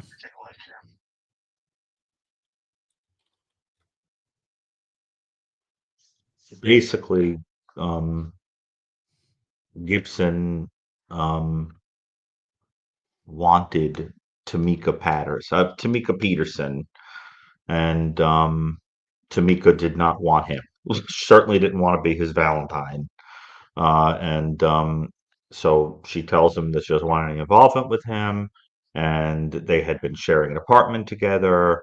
And then what happens is she gets sort of uncomfortable, so she gets some friends to kind of be around, and she arms herself when telling him she doesn't want anything to do with him anymore. And then what winds up happening is that he basically just pulls a gun out and starts firing at the driver and the female passengers and her and the whole thing. And Tamika is the only one who dies. And he gets a life sentence for it, but it could easily have been a mass murderer. But I think the intention there was really just to eliminate anybody in a blaze of fury. Now, the reason I picked that case to mention is because it it actually sounds very reminiscent of the story you told about what happened with your dad. Hmm. And the commonality is that in both cases, the only person who actually dies is the woman that he's mad at. Everybody Yeah. else is just sort of collateral damage. Right. Yeah. Well, my aunt was absolutely collateral damage, but she was actually the one that was he pulled up outside of the house. Mhm. And then my aunt was the one that went out there and said, "Hey, go away. She doesn't want to see you." Yeah. And he was like, basically what he said was, tell my wife to come out here. And she was like, "No, go away. Get out of here. She doesn't want you here." And as she turned her back, he pulled a gun out of his waistband and shot her through her left lung, through the back. She made it Oh. around the corner. She hid. She lost a few pints of blood. I don't exactly know. I mean, she was on death's door when they got to the hospital. They found her under a porch, passed out. And then, but she said that what she could hear was, as she was kind of fading out, she could hear more bullets. And she said it was just the most and I mean, I can imagine, but it was the most terrifying thing that she'd ever witnessed. As a matter of fact, when she was taken to the hospital, she was out for like, I don't know, 3 or 4 days. She was just in a coma, right? I mean, she was so they put her in induced She was coma. protecting. She was basically protecting. Yes. Yes, that's exactly what she was doing. And then when she woke up, like she woke up like kind of in a like a you know scared, because time basically froze for her. She thought it just had happened, and she couldn't talk because she was intubated, and she was making the gun, the gun symbol with her hands, and she was trying to say Alex, Alex. She couldn't talk. But she was trying to, and they were like trying to calm her down. Like, yeah, we know, it's okay. Just, calm down. And she wanted to know, obviously, what had happened, because she was the only one. Look at that face, by the way. Look at this guy. This is the guy that you're talking about here. And he was crying because he, as I understand it, he rejected. In his mind, this was a crime of passion. She didn't want him. I mean, meanwhile, he must have been scary because she knew that when she told him there was going to be something that went haywire, she brought a weapon with her and a whole bunch of friends. Right. And everything, you could just imagine it, her saying to them, listen, this guy's really scary. He could flip out on me. I need you to be there. And them going, nothing's going to happen, or maybe it will. We'll be there to protect you. And it all happened exactly as she might have feared. Yeah, she was just trying to end the relationship. As you can see here, it says Paul was arrested earlier this year. I mean, this is some time ago, where he I mean, had look, there was a 3-year-old in the car. I didn't right. even remember that. Yeah, that would And have he used been a me. semi-automatic pistol, opened fire on the car. There's a male driver, 2 females, and a 3-year-old. That's how old I was. You were 3? Mm-hmm. Yeah. Oh, Yeah. My oh, sister that's so was sad. 6. She was 6. She remembers like everything, almost everything at least.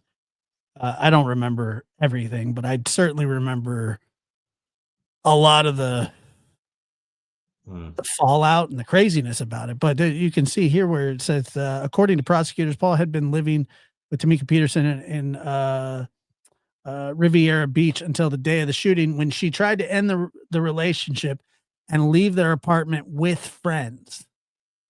Assistant State Attorney Kirk Volker said that Paul then got out of his van with a semi-automatic pistol and eventually opened fire on the car, which contained a male driver, 2 female passengers, and a 3-year-old. One woman was grazed by a bullet, but it was Peterson who was shot 5 times. God, this is eerily similar to that's what I'm saying. It makes me, your case makes me think of this one. That's And, exactly how many times my mom was shot too. Yeah, well, I didn't know that part, but it is That's what I'm interesting. saying.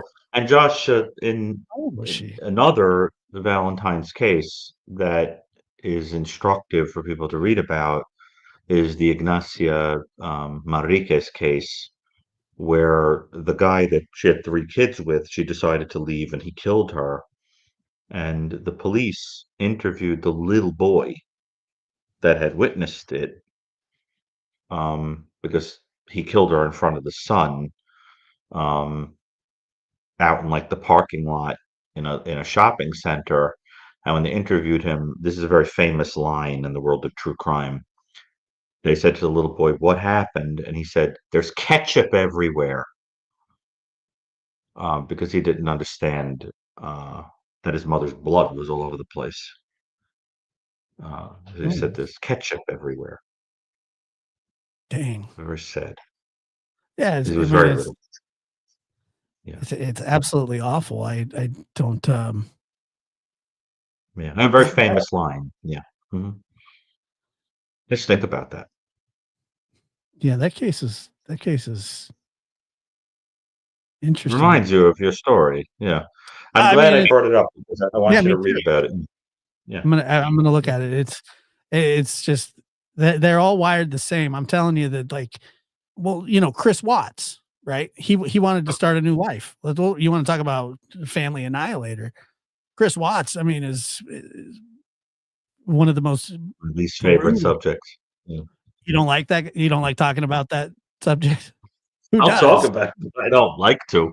He's the worst. I mean, he's the absolute worst. But I mean, his was a love thing too. And I do think a lot of it, financially and emotionally, he was going to be ruined one way or the other. And it's just crazy. I mean, it's just nuts to think that somebody could do that to their family. You know what bothers me about that case? There are many things that bother me about that case, but you know that he killed Shannon, strangles her, right? And then the 2 kids, Bella and Celeste, right? Suffocated. So the question becomes, how many people did he kill? Because the wife was pregnant. One of the things he was charged with was the unlawful termination of a pregnancy.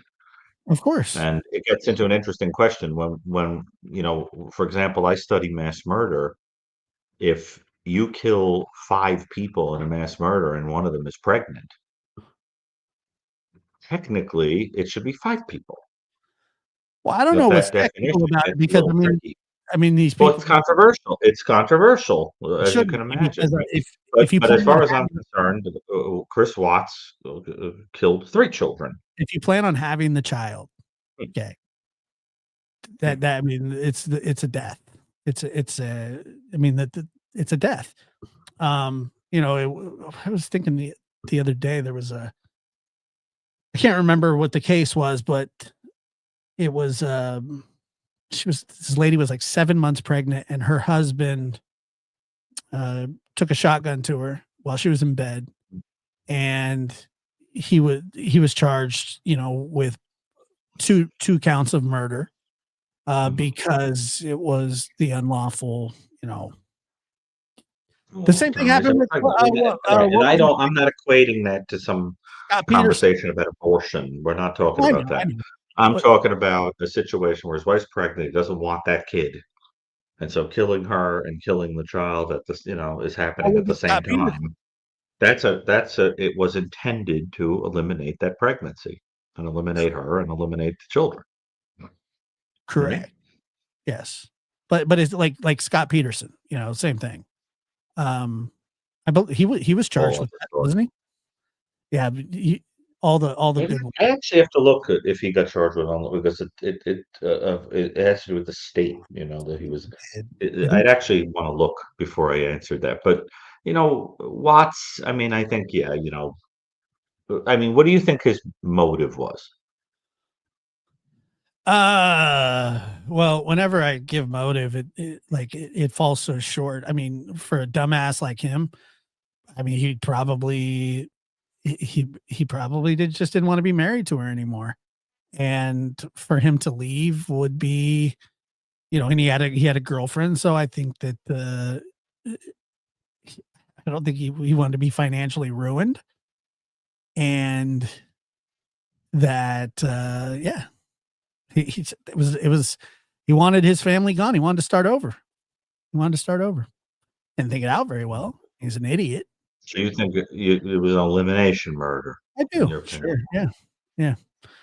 Hmm. Right. Mhm. I mean, it's really awful, but I remember that one of the things Watts wound up eventually kind of saying was that he had tried to give oxycodone to Shannon so that she would lose the baby. Oh, okay. Yeah, I didn't know that. And so that I mean, I personally think the point was to get together with somebody else. I agree with you. I think it had to do with wanting to sort of have a fresh start in a new Yeah, thing. So you sure. eliminate the people that are an impediment. And that's another kind of, example of love gone haywire, where you could, but that's a type of elimination murder. Elimination murders can be absolutely horrifying what you're able to do. If it's sort of like in a person who isn't murderous, there are some people who could be in a relationship with you. And, Josh, this is something you and I have talked about. There are people who can be in a relationship with you and then just be like, I don't want you anymore. Bye. And like just go out and find somebody else. Right. I know. There are people like that. Right. What'd you say? I know, man, and that's a crazy Right. feeling. There are people just like that. They could be with you years and years and years, and then one day just be like, I don't love you anymore. Time for an upgrade. Crazy. And you're gone. Gone. Gonesville. No feeling at all. Now imagine being that kind of person and being a psychopath, right? Or being capable of murder. I mean, you would basically say, let's just get these people out of the way, and then I'll have a fresh start. And then there are the types that have a child and they just don't want the responsibility of it. Yeah, well, and by the way, it says, yes, Scott Peterson was charged with 2 counts of murder, the first-degree murder of his wife, Lacey, There and the you are. second-degree murder of their The son. unborn child. Yeah. I Yeah. don't know how that equates to second degree, but I mean, whatever. I mean, he's doing life. But you understand what I'm saying is that because of the controversy Yeah. surrounding, which I'm not getting into, surrounding discussion of abortion, you get into this difficult debate about how you tally the victim count. If somebody is killed if the fetus dies, in, let's say, a mass shooting or whatever, right? Like, for example, in those cases where somebody tries to snatch the fetus from somebody and the fetus dies and the mother dies, is that not a double homicide? Yeah. Yeah. I don't see how it isn't. I mean, that's life that's intended to be lived. There's no reason for that child, to die that is being carried by the mother. It's a kind of elimination murder because the motive is simply that the mother is a vessel carrying the child that you want. So the mother is killed just to get her out of the way to take the kid.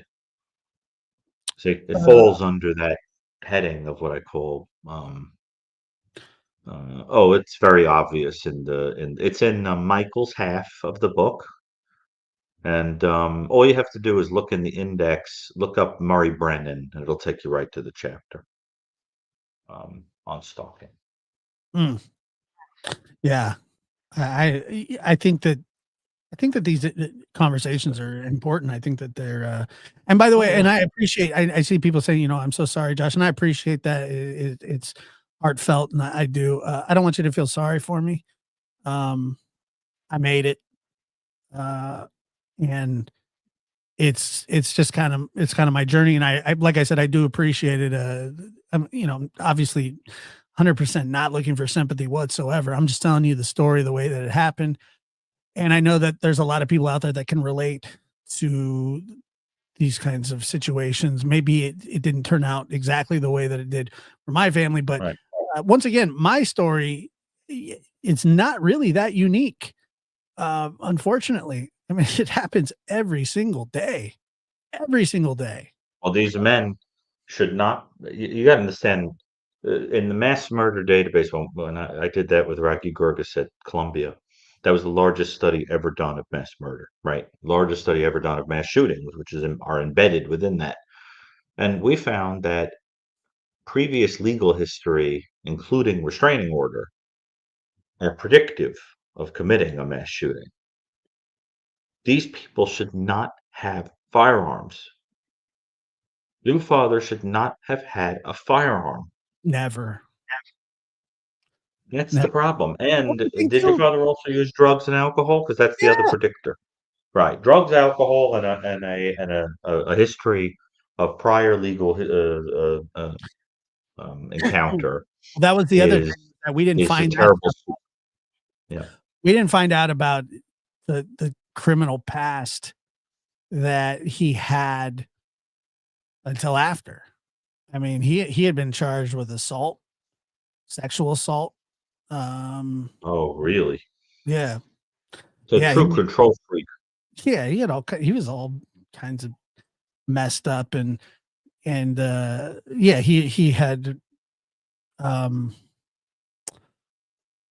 guess it was a hooker or his prostitute that he paid for sex and then robbed her after with a metal pipe, and he was charged for that.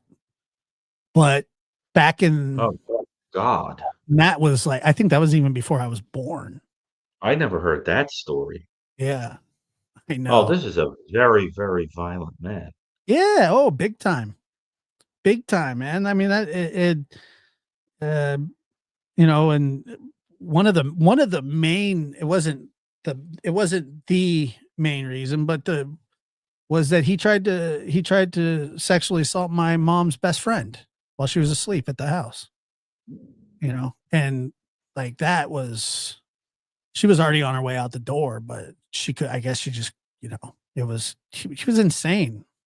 While she was asleep. Yeah, he stuck his hand down her pants. Yeah. Yep. And nothing was ever, I mean, it was reported to the police, but it was being investigated, and then after that, that's when everything went,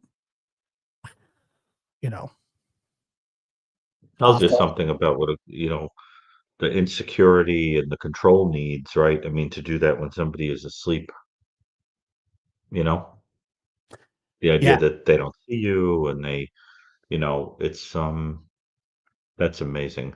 Do you remember in 1995 the case of the woman in Arizona they only called Kathy, of a woman who was in a coma for 14 years and she got pregnant because somebody had assaulted her in the coma. Yep. Yep. Right. I mean, just unbelievable, right? I mean, That it's was the foulest. almost feels like a kind of necrophilic thing where you Yeah, that was like that the crazy person to is, me. yeah, That was right. crazy to me. Just And it's funny because I know that like when people say like, that this person's a true predator, I mean, I know that term gets used very loosely sometimes. And there are all kinds of different predators, but I truly believe that my dad is and was, and there's nothing that'll ever change my mind about that. I don't know. I don't know. well, what bothers me, well, I shouldn't say this. Why not? I I want to be careful how I say this. If your father had proclivities like that, it raises a lot of questions about what went on in his relationship with your mother. Sure. What would have been kept a secret. Yeah. But it sounds like this is a person who had some pretty perverse needs, Big time. and it's a horrifying story. Let's put it like that and leave it there. Yeah. And mhm. Did you want to try and do some calls the other way? I think we should.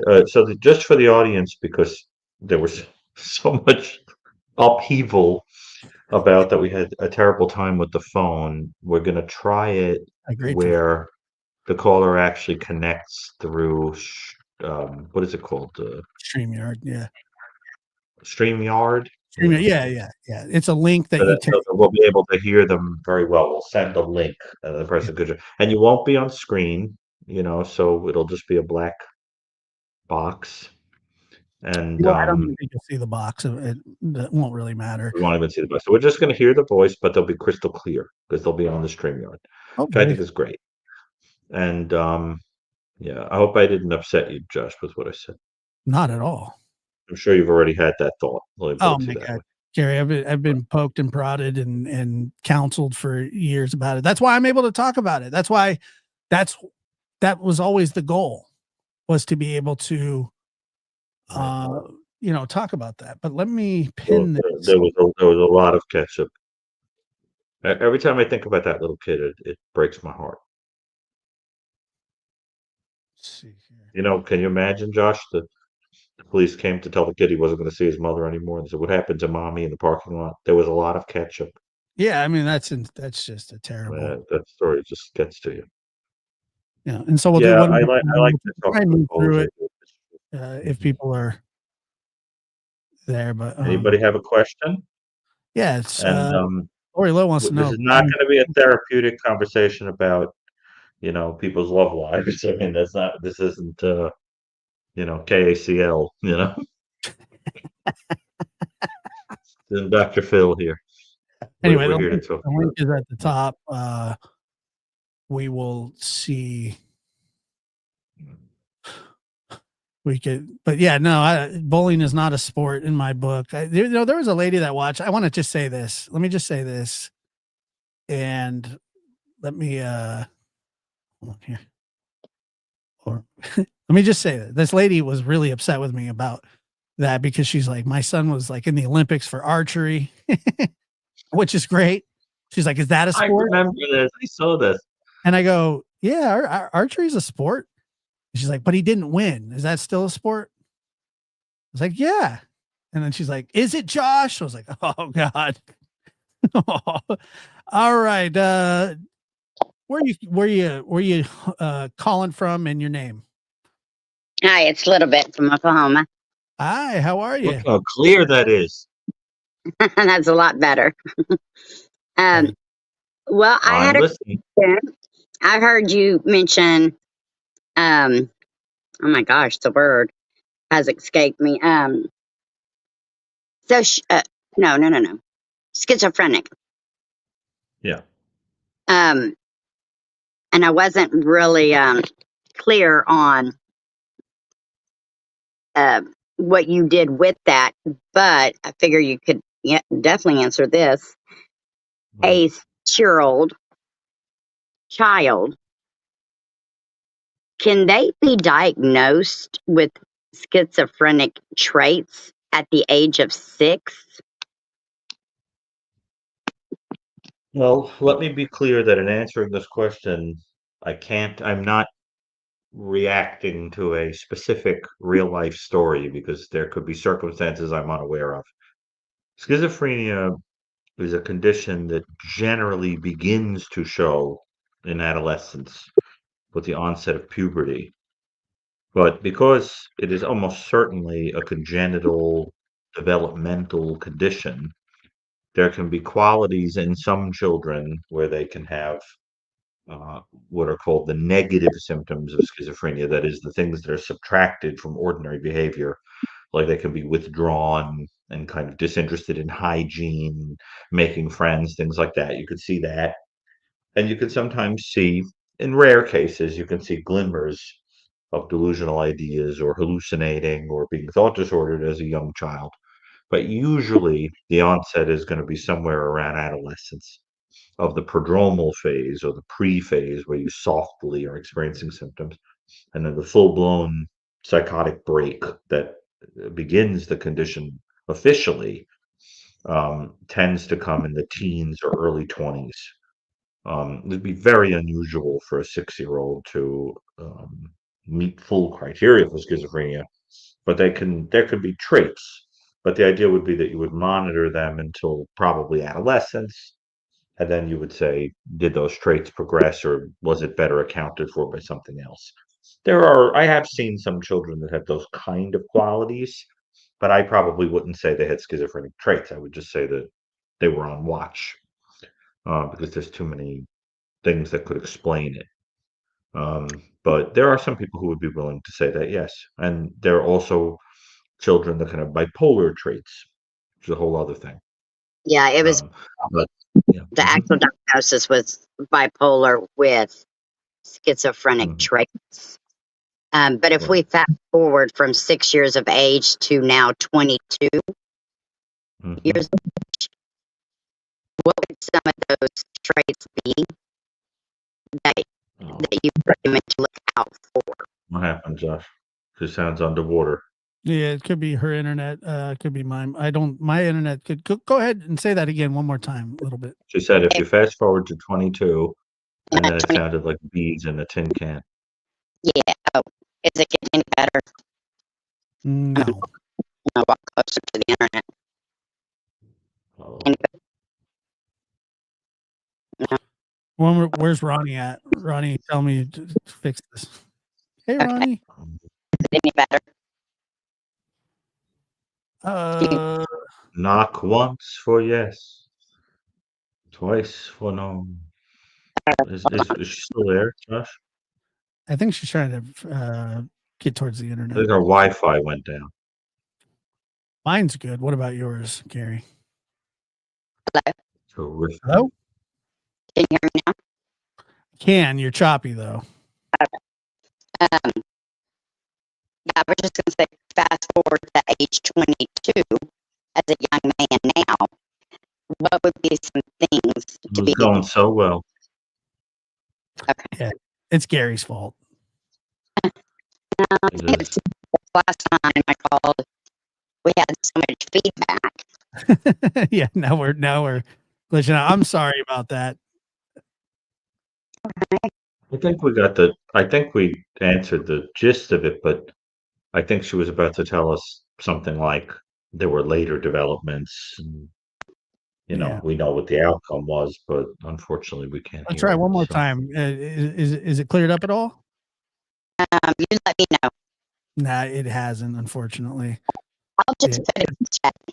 Okay, that would be great. I appreciate you calling in. Thank Thank you. exhaust. Yeah, I don't know. I mean, it's probably her signal, but let's see. There's no number. It's the link at the top. I think I pinned it. Give me 1 second, Dr. Gary. No, Lori. I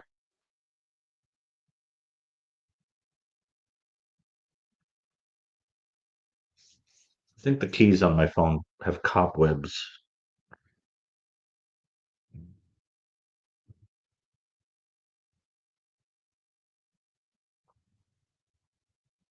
Oh, it's just us. Anybody want to type a question while we're waiting for Josh to come back?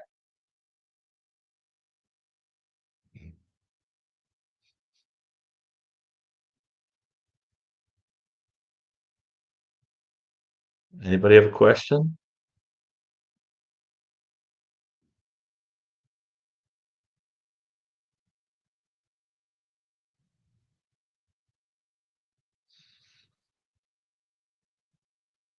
I don't dance. I am too bare. Somebody wants you to dance, Dr. Gary. Yes, I don't. I won't. I won't dance. Don't ask me. Anyway, the link is up there. If anybody would like to chime in, don't worry, your face will not be shown. Yeah, I barely move about. Is that a sport, Josh? What? Dancing? No. If it's Not a dance sport. competition, Then and it's I a assert competition, myself. it's not a sport. I thought that you had to assert yourself, and that would be something at stake. Competition. No. So it's not a sport. Absolutely not. Okay. I mean, I'm just going to give it to you straight, Dr. Gary. No. I am too bare says it is a sport. Yes, dancing is like Get ready ballet. for hate mail. Whatever. It's just my opinion. It doesn't. It's not Josh the is going end to all get be hate all. mail from Twyla Tharp. Yeah, fine. Two can play at that game. And that's a sport. The ghost of Agnes DeMille. You're going to get nasty messages from Twyla Tharp. I don't know why that's such a funny phrase. You know who Twyla Tharp is? The dancer? The No. choreographer? Why would I know how would I know that? I do. The funniest thing last week, or when we did our show early, I think it was earlier in the week, when I said, did you play sports as a kid? And you went, no. You're all offended about it. And I still can't imagine that you didn't play, even at school, like intramurals, nothing. No. Did you, like, were there soccer games on the playground that you could have joined but didn't? It's kind of like when Woody Allen said that he got drafted into Vietnam, and someone said, "Well, what was your role?" And he said, "My role was that in case of a crisis situation, I was a hostage." Well, it's kind of like that. When it came to sports, I would be assigned, something that was sort of the equivalent of that. I was not an integral aspect of anything in sports. I hated everything about it. I Link was is, very good at getting out of it. what do you, oh, like, did you pretend like you were hurt and stuff all the time? Well, I did more complicated things than that. But because I didn't think it was fair that I was required to participate in those kinds of activities to go to school. For example, gym class where you had to get into shorts, sneakers, and a t-shirt. Like I might as well have been in a gulag. Like that was a torture to me. Like I don't think I could think of a worse torture that I experienced as a young person than having to get into that outfit with school spirit, like and like run with the other kid. Like, are you kidding me? Like no, that was unacceptable to me. It was the worst.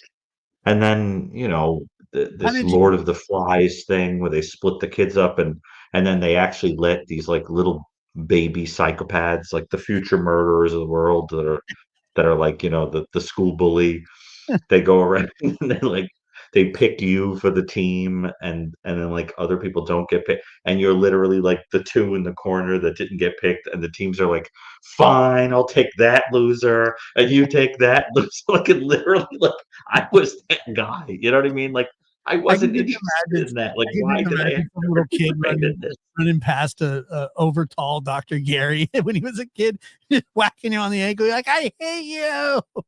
I hate I you. didn't react like that. I just thought that it was unnecessary. I didn't understand it. Caller, And go ahead. I didn't poo-poo it. I didn't make fun of people who did Yeah, it. I just didn't understand it. It didn't you did. interest me.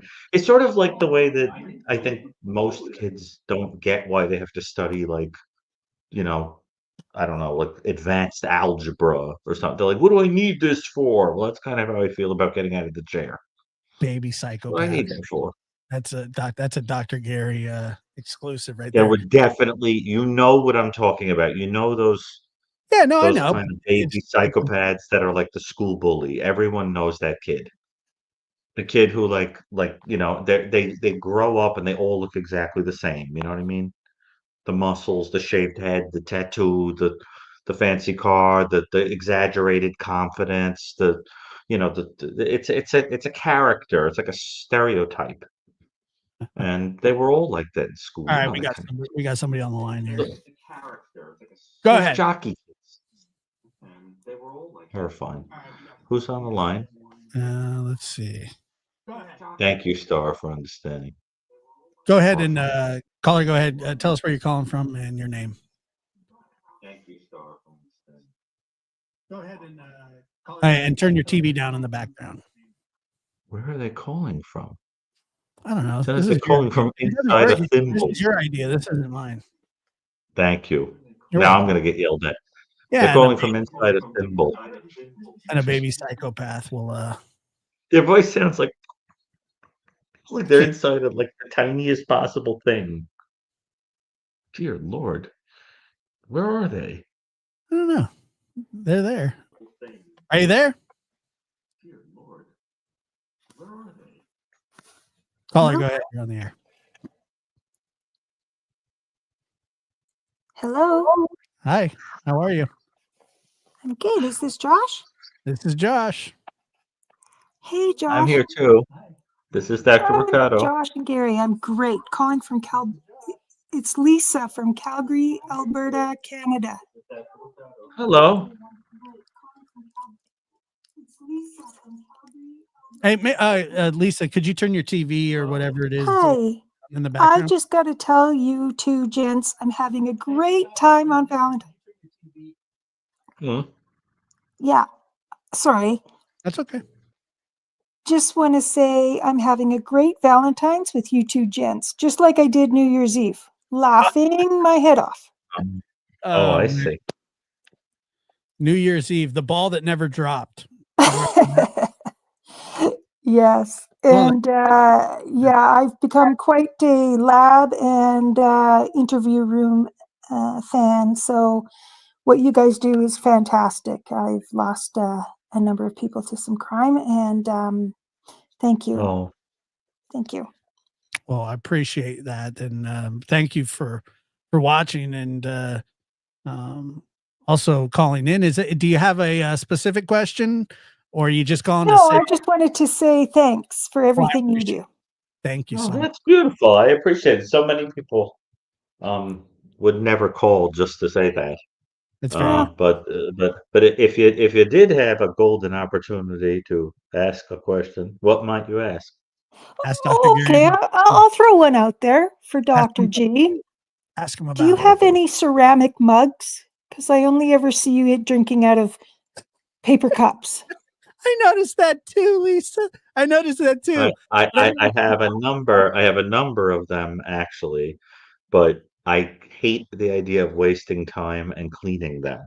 Wasting time. So I just get if the diner delivers coffee in the paper cup, I'm just drinking it out of the paper cup, and I save myself the time of having to wash the mug out. If I was making the coffee myself, of course, I would use the mug. Do you make coffee for yourself? I have a coffee machine, yeah. I'm a coffee fanatic.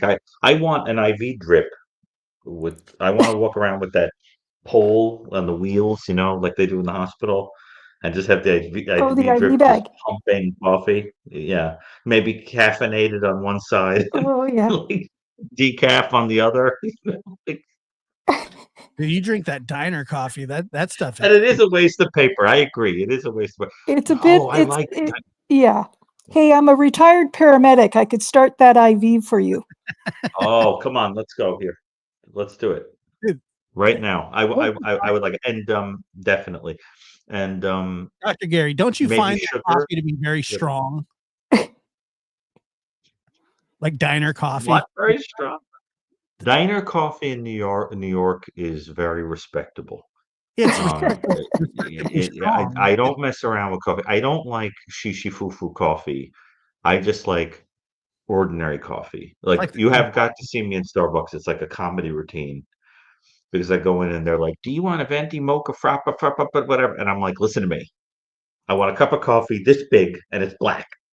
Show me what the sugar is. Show me what the milk is, and then I won't use the milk that's in those metal flagons or whatever you call them because Yeah. it's disgusting. It's been sitting out.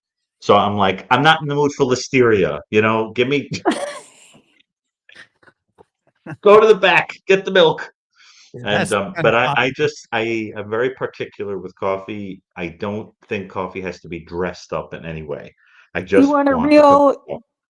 I just want an ordinary cup of coffee. I don't like that I have to learn, like I have to get Rosetta Stone to learn an alternative language to order a cup of coffee at Starbucks bothers me. Like I'm yeah. not interested in it, just let me show you with my fingers the cup size. I'll point at the cake. Like that's all we need. Simple. I mean, Josh, don't you feel that way that coffee has been ruined no, by all these places? not at Get all. out of here. But matter of fact, the kind of coffee that you're describing is like the kind of coffee that Al Qaeda drinks. I don't want to be any part of that. No. They just How pass. could you say such a They just thing? pass Have you ever around had New York coffee? No. This is. You see this? You want to know what that is?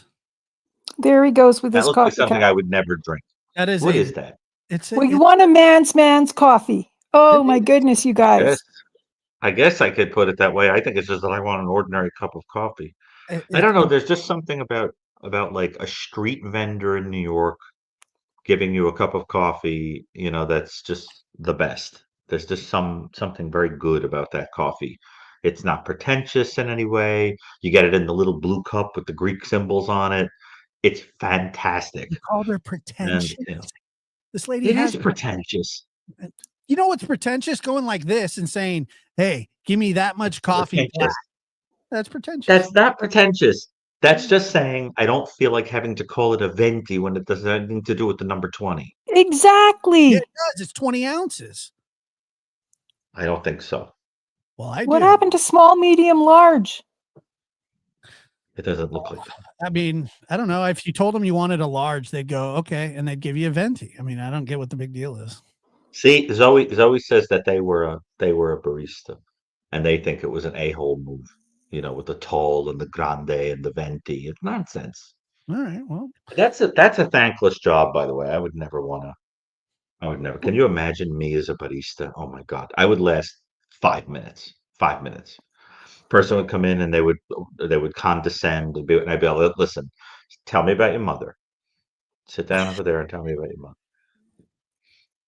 I'm not interested. thank you for your question. Remember in Ghost World when Scarlett Johansson is the barista and Thora Birch comes in and says, "How could you stand all these people?" And she says, "Most people are all right, but mostly I just want to poison." Yeah. I kind You can't imagine the life of a barista. And do you know you have to get trained? Like Starbucks sends you to get a training to learn how to make all those drinks and everything. Yeah. Oh, God. How else are you going to learn how to do it? Yeah, but it's complicated. It's like getting like a bartender license. I don't You know. have I to mean, really learn a lot of complicated things. they seem to do it very well. I don't know. Anyway, Lisa, thank you for your question and your call. Yeah, you're a very nice person, Lisa. And Oh, thank you thank for you. Enjoy Well, your coffee. Canada says hello. Solidarity And with Canada. it's so great that Canada loves our American neighbors. We love you too. If only it were mutual. Fully mutual. But yes, I love Canada. I adore it, and a beautiful, beautiful place. Well, stay safe. Thanks right. for the call. You Take too. care. That was a very nice call. In all seriousness, Josh, don't get me started on. Oh man, all I'm saying I have no is patience. like I have it's called a skinny blonde vanilla latte. Big deal. Why is it called a skinny blonde? That cup is not skinny, nor is it blonde. It doesn't even have hair. The color, blonde is a color. It has nothing to do with just hair. Why don't they call it yellow? Because it's not yellow, it's blonde and it's skinny. It doesn't look blonde. Let me see the color of that. Hold that up. You think that looks blonde? Yes, I do, actually. Dear Lord, it doesn't look Like- blonde to me. It looks more like Oh bile. yeah, and it's iced on top of that. You like iced coffee? Iced coffee is what happens when I leave one of these out too long. And you drink it I cold? drink US. Yes. Do you like it cold? Pam Well, we said, have coffee "Oh, soda Josh, in New York. you're-" Do you know what coffee soda is? No. Oh God, you've been deprived. I don't think I All have. right. I don't think I have, to be honest with you. Anyway, But I it do. says blonde is a Warm- type of coffee that's not bitter. Okay, that's interesting. Yeah, there you go. What do you want me to do, man? See, I like that Pam agrees with my overly simplistic feelings about coffee. In all seriousness, the drink looked good that you were drinking. It did. I would try that. Skinny blonde. But why is it called skinny? Because it's like less. It's not like as fattening. Oh, Yeah, it's really? pretentious. You Yeah, really believe that? I don't know. You I think don't that's care. like an unfattening It's coffee? It's less fattening. Fascinating. Well, anyway, enough about the coffee. So, is there another caller? I don't know. Let me see. Anyway, enough about the coffee. So, is there another caller? Oh, look at that, Josh. We can get a private chat message from someone if they've been on the call. Yeah, that's true. Hold on. Let's see here. I guess we better be careful what we say in the private chat. Hey, I guess we better Yes, be yeah. careful what we say in the private chat. Is there I can somebody hear you. there? Yeah, there is. Can you turn your TV down in the background? Is this a male caller, Josh? We've never had one before. No, it's not a male caller. I don't think. Dear Lord, it's like finding a Sasquatch riding on the Loch Ness Monster. Josh is from California. That's Josh all is we have from is Starbucks. California. That's not true. We have Dutch Bros, which is fantastic coffee. We don't have a Dunkin' Donuts, but I do like Dunkin' Donuts coffee, like the K cups. I like those a So do lot. I. Do you? You Yeah, like it in K cups? Yeah.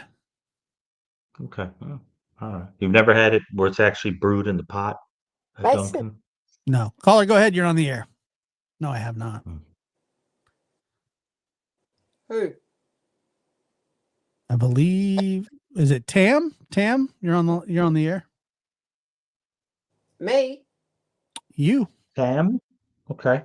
I never heard that. It's a cool name. But Yeah, it's probably short for Tammy, Dr. Gary. oh, so it's not a male caller. No, Is We've it never me? had one. it is you. Yes. Ah, hello.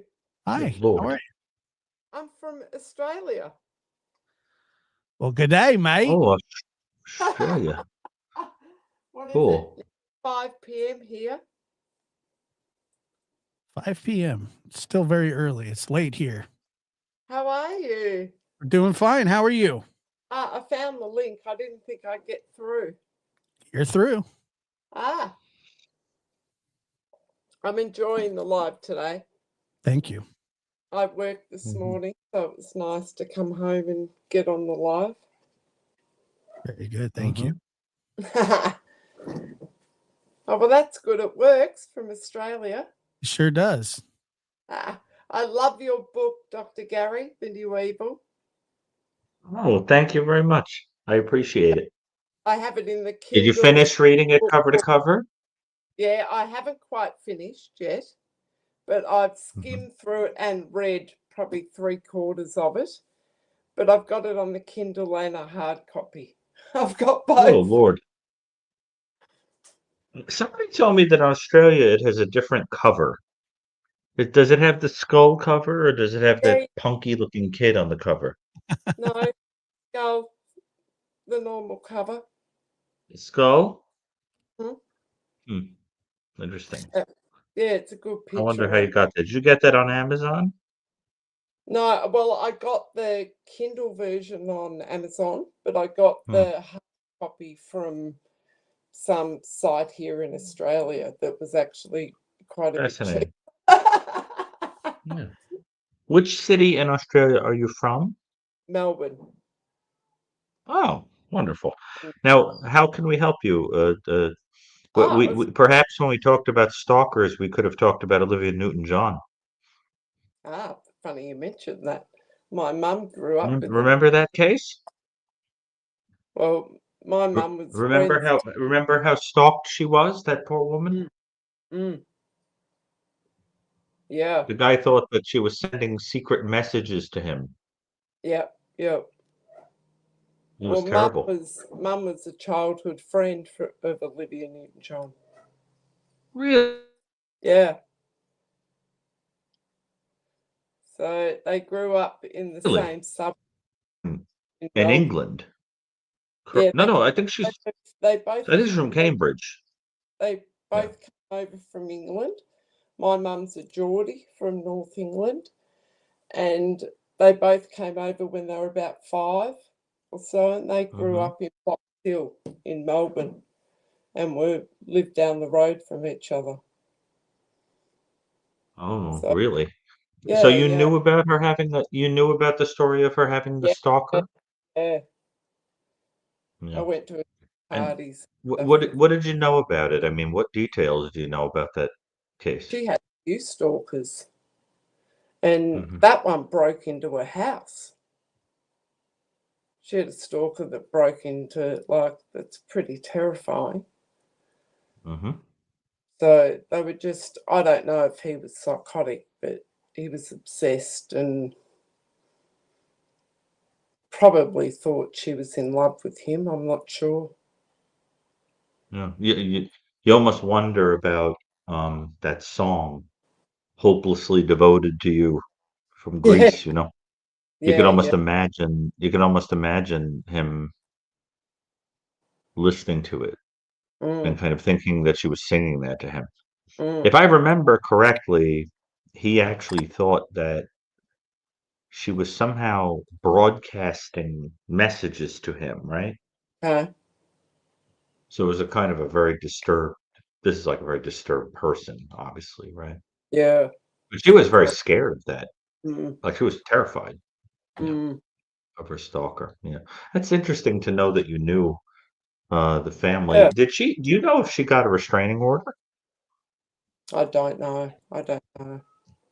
Because I'm very interested. I mean, now she's deceased, and we'll never get to the Yeah. bottom of all the details of it. But it's I think it wasn't it the heck was his name? Michael Owen Perry. I That was his can't name, right? Michael Owen Perry. I can't Isn't that remember. correct? Yeah, he was a psychiatric patient, and I'm Yeah, almost positive he was a he suspect in a was. mass murder and the whole right. Yeah, very very Mm, interesting case. Yeah. Anyway, mm. so any question And for us from down under I there? did. So she had a bit of suffering, Olivia, really, in the Yeah. end. And the cancer took quite a while. So yeah, it was a bit. Mm. And love life wise, not fantastic. So But yeah, Oh, well, that peace adds now. a very personal touch to things when you say Yeah, that. yeah, Because I mean, to most people, she's a kind of iconic like, yeah, singer, and but you don't feel that kind of human connection with her. but So it it's doesn't matter very famous, sad to hear that story. how famous and successful you are. Everyone has problems. Like everyone Hmm. has it, like and stuff come up. So it doesn't matter who you are. Really, it happens to all of us. Mm. Some of those infamous stalkers, if you contact them in jail, they'll still talk about the person, and they're still obsessed with them. A lot Mm, of them, even decades later. It's really quite amazing. mm, Um, most people who have an obsession with something, uh, it extinguishes fairly quickly if it's not reinforced by something. It sort of gradually goes away. Like you're fixated on someone you have a crush on, and they're not calling you, and they're not interested in you. Well, a few months later, chances are it's going to start to drift off. mm. But what happens when you can have a crush on a person who doesn't even know you're alive for 25 years? Yeah, I mean, scary. it's unbelievable. Scary stuff. But Yeah. Mm, this guy was a disturbed individual that was fixated on her. So, I mean, mm. I'm watching her on TV, and stuff is coming out of her head, is pretty out there. But that's a story worth looking into and getting the details on.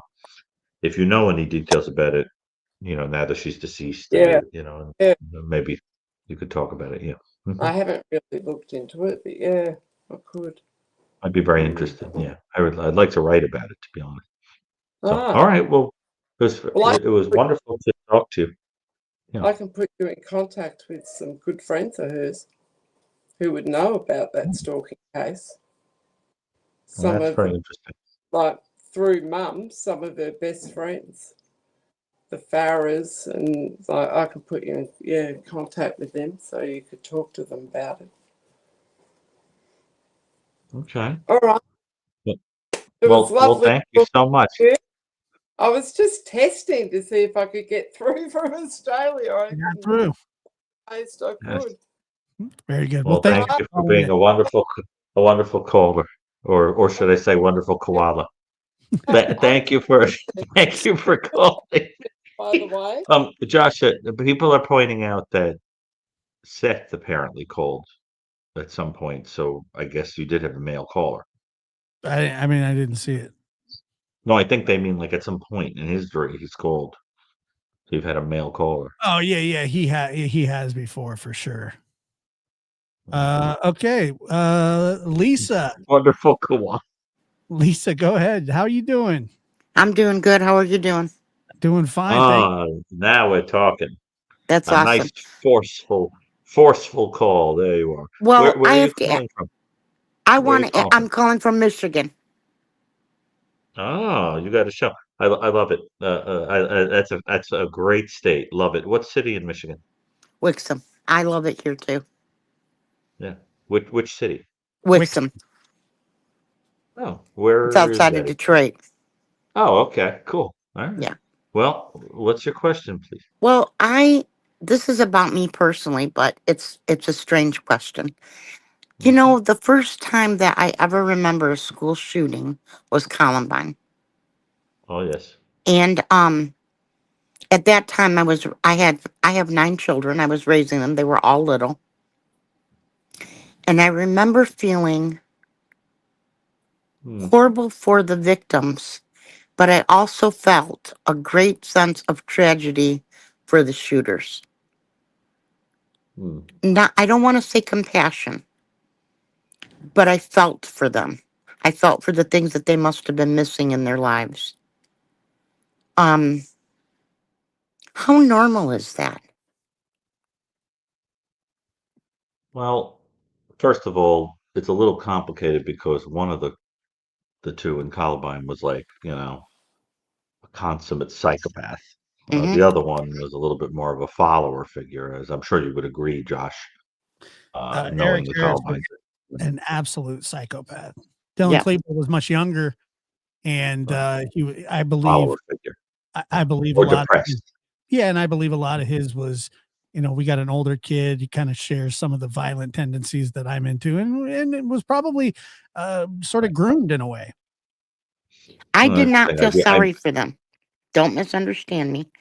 But I No, did. no, not feel sorry, but you can experience you can experience the tragedy of it, including the tragedy of where these people went wrong and what might have happened to them, and how awful it is that it came to taking other people's lives. Well, it's a And I Yes. listen, to a certain difference. extent, I feel that way too. And it's I understand because it means that you have a kind of empathy, a capacity to imagine the feelings of other people and to humanize people that most people wouldn't be able to. And I admire that trait enormously because at the end of the day, these people are our species. That's how I And, felt. I felt right, it's horrifying, but I mean, it was horrible, but I kept thinking to myself, these are kids who were failed, who were sick, as you say, and I just had, I didn't want to say empathy, but that's what it was. I really felt for those boys. Now, I didn't feel the same way. This is where my questions come in for Nicholas Cruz. hmm, I didn't have that same feeling for him. that's interesting because Dylan. I mean, how do I say this? I think in Columbine you were dealing with just a flat out obvious psychopath. And in Cruz, you had more of a troubled human being, more overtly troubled. It's interesting that you would have less sympathy. Why do you It think is that is? weird. Why do Not I think it weird. is? It's just interesting. Yeah. I Why? think it's because um at the time of Columbine, this is just my own theory, my children were very young. I only had two in school at the time. And I think that over time we get hardened to all of this.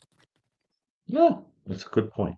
Didn't think I of it. think that the more we see it, the more hardened we get. Well, it was what, 19 years later. Yeah. Yeah. So Yeah, I it's mean, it's an I feel interesting the same point. I way. didn't think of the time component. Yeah. Well, when it first, it would, to be quite honest, and I know the story of Columbine very well. And matter of fact, I've had Craig I've Scott. watched it. Yeah, I've had an interview with Craig Scott, who Yep. was a survivor from the library. His sister was Yeah. the first one killed, and he didn't he had met Eric and Dylan before, along with Brooks Brown, who was another friend of theirs, but he wasn't. They didn't really run in the same circle. Those kids were very troubled, Hmm. and you know, besides the shooting in Texas where the man had the brain tumor, I can't remember. It was in the Charles 50s, Whitman. Charles Yep. Whitman. Besides that one, there was really nothing quite like Columbine, and they went into these details of these troubled kids, and then people would say, well, they're not really troubled because their parents are upper middle class, which has nothing to do with them being troubled. They were absolutely troubled kids, Yep. and that they were especially Eric. A lot of this is on Eric. I mean, Dylan went along with it, and it was completely wrong of him to do that, but Eric was just what would you, Dr. Gary, I know, what would you consider somebody like Eric? I mean, you've studied that case, I'm sure. In the scale? Yeah. Well, he was a 16 on the Yeah. scale because there was no SA, so he couldn't be a 17. All the murders were, at the same time, so he couldn't get beyond that. There was no torture. The highest score, ranking in the scale would be 16. People commit multiple heinous acts without SA or torture, and which is pretty bad. I mean, because you have to be a full-blown psychopath to be a 16. Yeah. And but Josh, I mean, the idea was, Hitler's birthday is selected as a day that you're going to inflict maximum carnage on people. And it was very cruel, because it was a selecting a victim. It wasn't just like a free for all shooting into the crowd, right? It's like a Well, targeting more. initially, and I don't know how many people know this Right. or not, but initially what it was they wanted bombs to go off in the cafeteria, and they were going to stand out in front of the door while people ran out and just fire into the crowd. Luckily, the propane bombs did not go off the way that they thought, but not only that, they were so specific about it that they had written down when the lunchroom was most crowded. They wanted to do the most damage possible, so they put these propane bombs in there, and they failed to do what they were, what they wanted to happen. So they just decided, well, let's just start going and shooting, which is eventually what happened. But they had went as far as to set pipe bombs off in a field some ways away to try and to divert first responders, that they could continue their rampage for as long as they could, which it was quite some time. It was close to an hour. And yeah, it was just methodically planned. It just didn't go the way that they thought that it would. I guess it's just strange to me because when I think about how I was when that happened, and man, I felt bad for everybody in that. And I don't, like I said, I don't know if it's because it was the first one I heard of or not, but as the years have gone by, I have less and less of that. And I think that's happening in the all of society. And I think it's sad that we lose that empathy. Well, it's very interesting what you're saying, because remember that empathy involves the same part of the brain that's necessary for alarm, for being emotionally anxious about something. And I think what you're describing is how the amygdala, in the limbic system, just doesn't get alarmed anymore because this is becoming so common. And It it's just so kind of goes, sad. oh, another mass shooting. And then the empathy kind of flattens out too, right? Because the empathy requires some alarm. Oh my God, whatever. You ever see doctors in an emergency room the day in and day out see horror? And then Yes. you come up to them and you've got like blood pouring out of your abdomen, and they're like, have a seat over there, fill these forms out. And you're like, I have a bullet in me. They're like, yeah, good. There's a guy over there that's dying. We'll get to you in a few minutes. It's like the empathy starts to, because they're not alarmed by anything anymore. They've seen everything. It's like a flattening, like you see in people that are traumatized, It's sad though. and right, it shuts the empathy down a little. Yeah. Mhm. It's just sad to me. That's what Well, I was wondering, why I don't feel like that anymore like I used to. maybe Probably because it happens so frequently that we've all gotten numb. it honestly does feel that way sometimes. It's a terrible, terrible thing. But it's kind of it's just kind of human nature. Unfortunately, it sucks. But I mean, these tragedies, especially like when you look at it from like the parents, I know that when my kids were in school, it was always something in the back of your mind. You were always sort of scared, when you'd hear, oh, it's on lockdown or whatever, and which would happen a few times with my children, where they're like, the school's on lockdown. There was some strange person or this or that. And it's a terrifying, terrifying thought. So I think even having young children, obviously people that have kids in school are much more sensitive to that. And so Lisa, I completely understand. And I thank you for calling. Yeah. Thank you. Yeah, You guys that have a was a great great night. question. It got me thinking a little bit about Me too. Me too. that relationship between empathy and getting numbed out. Yeah. It's Do we been have around any for a while. more, Josh, or Thank you. You guys have a good night. You too. Bye-bye, you Lisa. too? Well, good. Valentine's Day is over. It is, yeah. Enough of that crap. I Now we're think in the that's it. Ides of February. I think that's all. Anybody else want to ask any questions? Okay. All right. But Well, listen, I think Ronnie, this has been, yeah. Ronnie, we're all good. I appreciate that. It's okay. Oh, right. That's the one who you had the little spat Yeah, with. yeah. No, Ronnie, I get it. Hey, something good came out of this, Dr. Gary. It's true.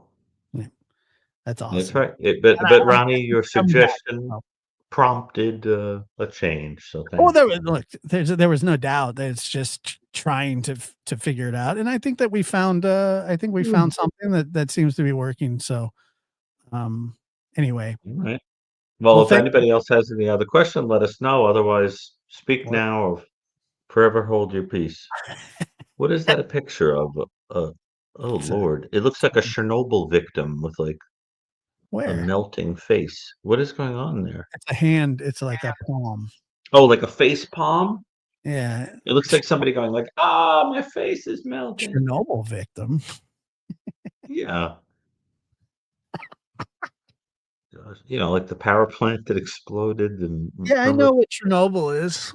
Did you hear that Actually, I heard they struck it, so I a shouldn't. drone ran into the damn thing Yeah, I heard I actually heard about over that. the part that they That's not. sealed off for the radiation? That's not good. That should be off limits.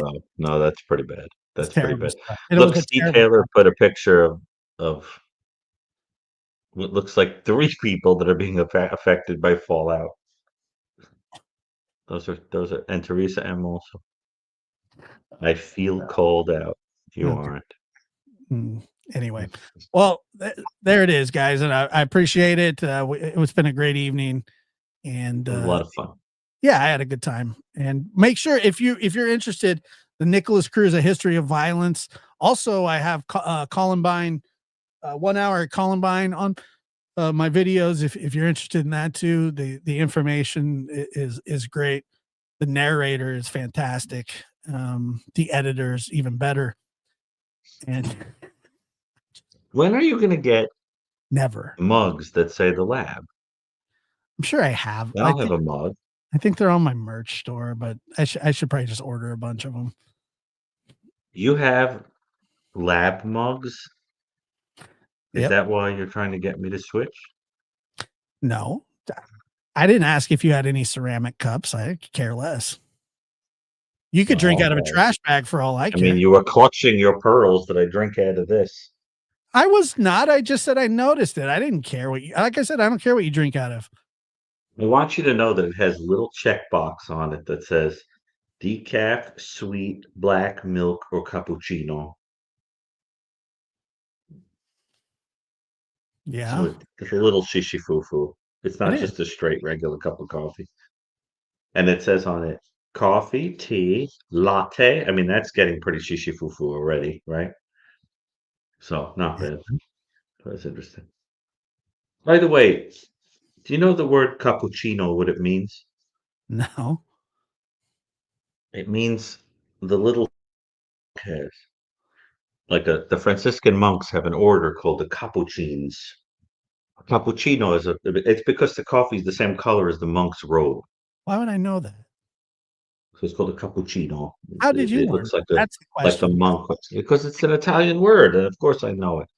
And there's also a cappuccino monkey because it looks like it has a monk's hood. See, There you Zoe. go. Yeah. Yes. Well, I know it now. Some people say capuchin. I but can't wait. that's very annoying. I'm going to a party tomorrow, and I cannot wait to bust that one out. You're going to a party tomorrow? I'm going to a party. I'm going to a birthday party. For whom? I'm not telling you. No, I don't mean that. I mean, it's not yours, in other words. No.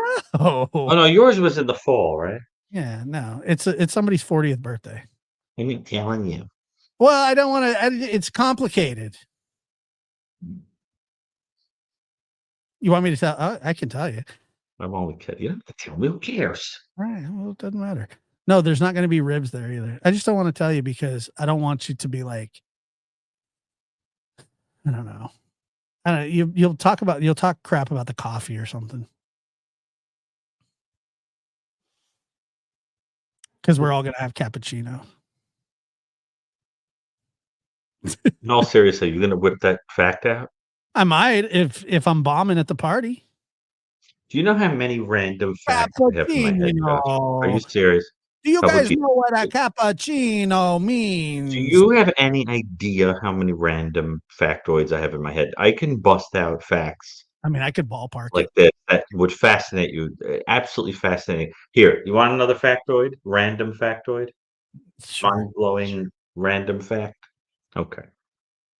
Did you know that originally English had an additional letter to the alphabet that came after Z, which was called thorn, and it stood for TH, but it looked like a Y. It looked like a Y with a very long tail. And that is why in old movies and things you see ye old tavern, but it's supposed to be pronounced the. That thing that looks like a Y was the letter thorn. That means TH. That is how we accidentally turned the word thee and thou into ye and you. Because the thee, THEE, people misunderstood the letter thorn and it turned into you. I mean, I actually did But know that used to be a letter. Now, isn't that cool? And they're also at the end of the alphabet, when you learn the alphabet all the way up until the late 19th century, when you learn the alphabet, at the end of the alphabet was a crazy symbol, which was a mixture of E and T, et, because et in Latin means and, et. And so they formed this funny looking symbol, which when you would learn, you would recite the alphabet, and when you get to Z, you would then say and per se and for the sake of itself is written et, and that became the word ampersand, which is that kind of and symbol, which is formed by mixing the letters e and t together. See, lots of random factoids. Anyway, Josh, I don't know where you went, but I'm sitting on the screen and it says no ribs in pockets, and I'm talking about thorn. you've heard you don't get that reference, do you? What reference? No ribs in pockets? Yeah.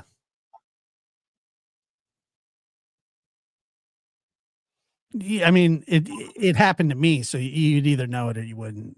Does it have something to do with like getting a dog to like you No. because you keep ribs in your No, pockets? but that's actually a good idea. No, what it was I was at a barbecue where I got sick actually, but from the food. But what happened was I snuck into the kitchen and I grabbed a rib before everybody was supposed to. And my aunt caught me.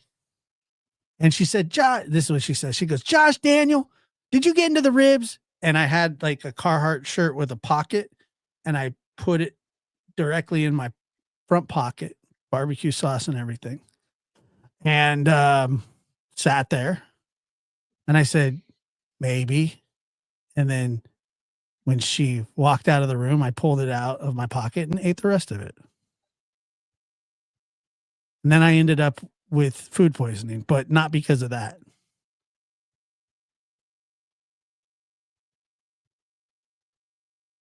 Wow.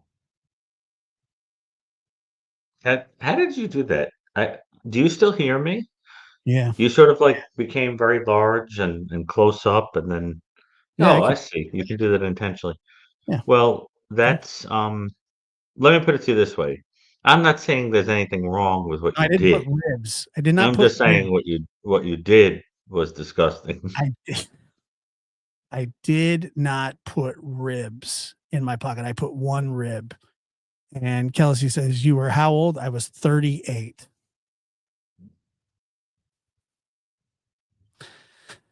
Anyway, well, I'm trying to figure out how to react to that.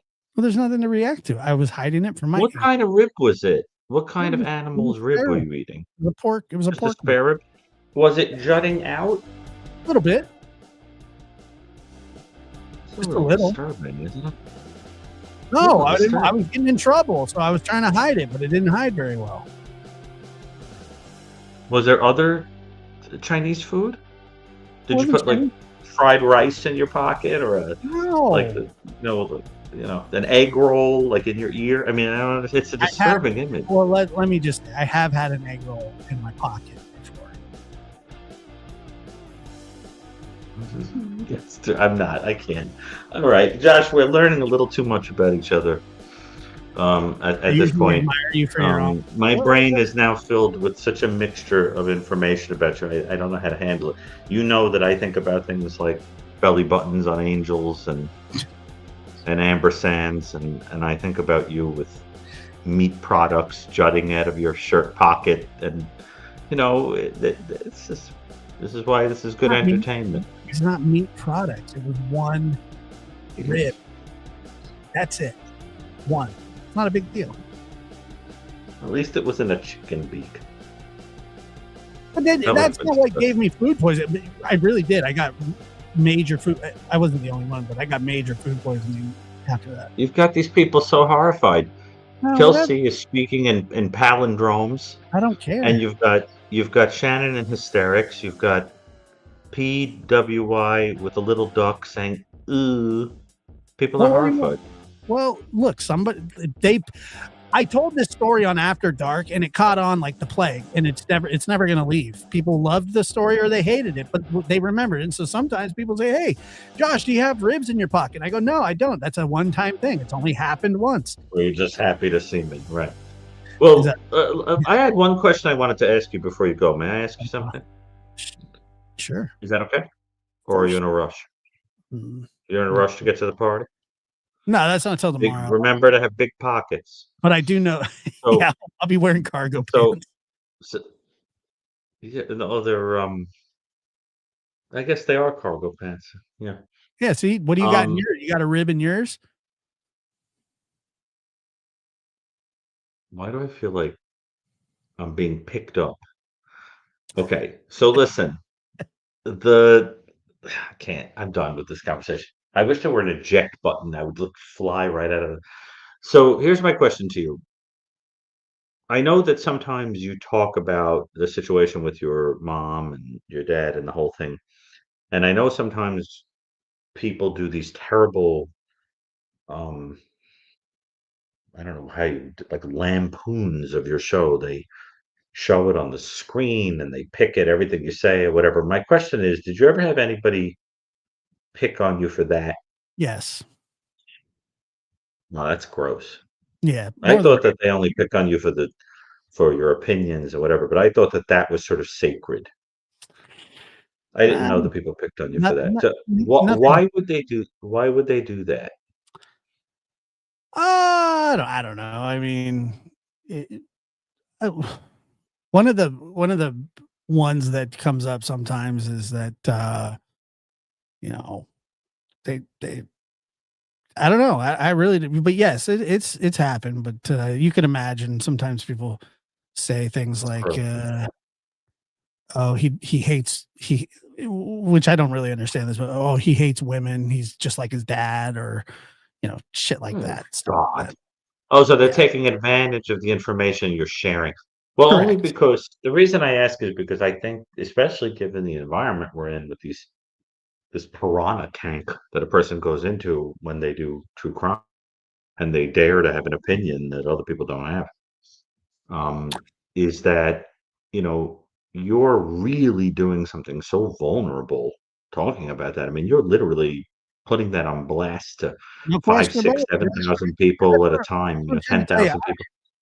Yeah. I the people that watch this show understand that I leave a lot on the floor. You really do. I do, and but and in your pocket sometimes. I leave a lot. I put a lot out there. But that's how I've always wanted it to be. Because I think that there's nothing without authenticity. And I think that you can't speak about other people's tragedies without speaking about yours. And I think that it's just a very important part of who I am.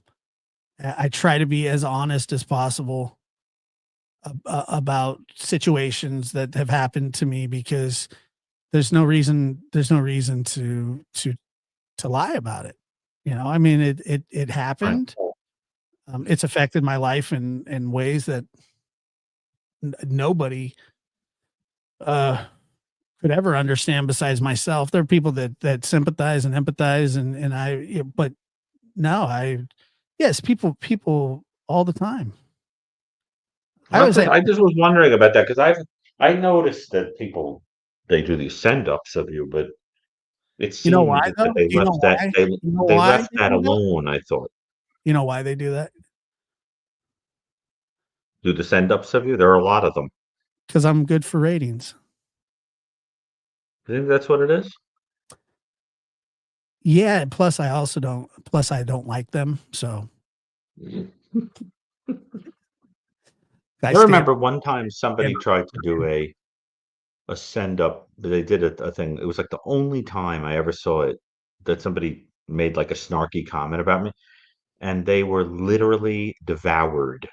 Like the true crime community, like came in like an immune system and sort of said like, "Sorry, but this person didn't do anything to you." Like, and that was it. It never happened again. It was Yeah. just that. It was weird. Look, You know, man. but I'm very careful about not getting into arguments with people. I I'm don't not, want to give them any attention. But I was just curious, has it happened recently I don't when there's think. been a send up of you? I don't think so. I don't think so. It's been a couple of years, but it happened probably. Uh, it's probably happened on here probably about 3 or 4 times. But to be honest with you, you would think that it would like infuriate me. It doesn't. It doesn't at all. Oh, well, I'm happy to hear that. It just was something that made me really curious because I had seen a lot of that, and I thought it was really nice that people didn't mess with that. But apparently they Most, do. I gotta tell. Well, most like I don't think recently. The people that I spar with sometimes, which is sort of just like a podcasting thing. Like it's kind of what happens sometimes. Like, it's almost like a joke. Like it's Sort of, yeah. I like mean, all's fair in love and war kind of thing. yeah, but I would trust me. I would never ever reciprocate. Never that. I only go after people for who they are. I don't go after them for what has happened to them.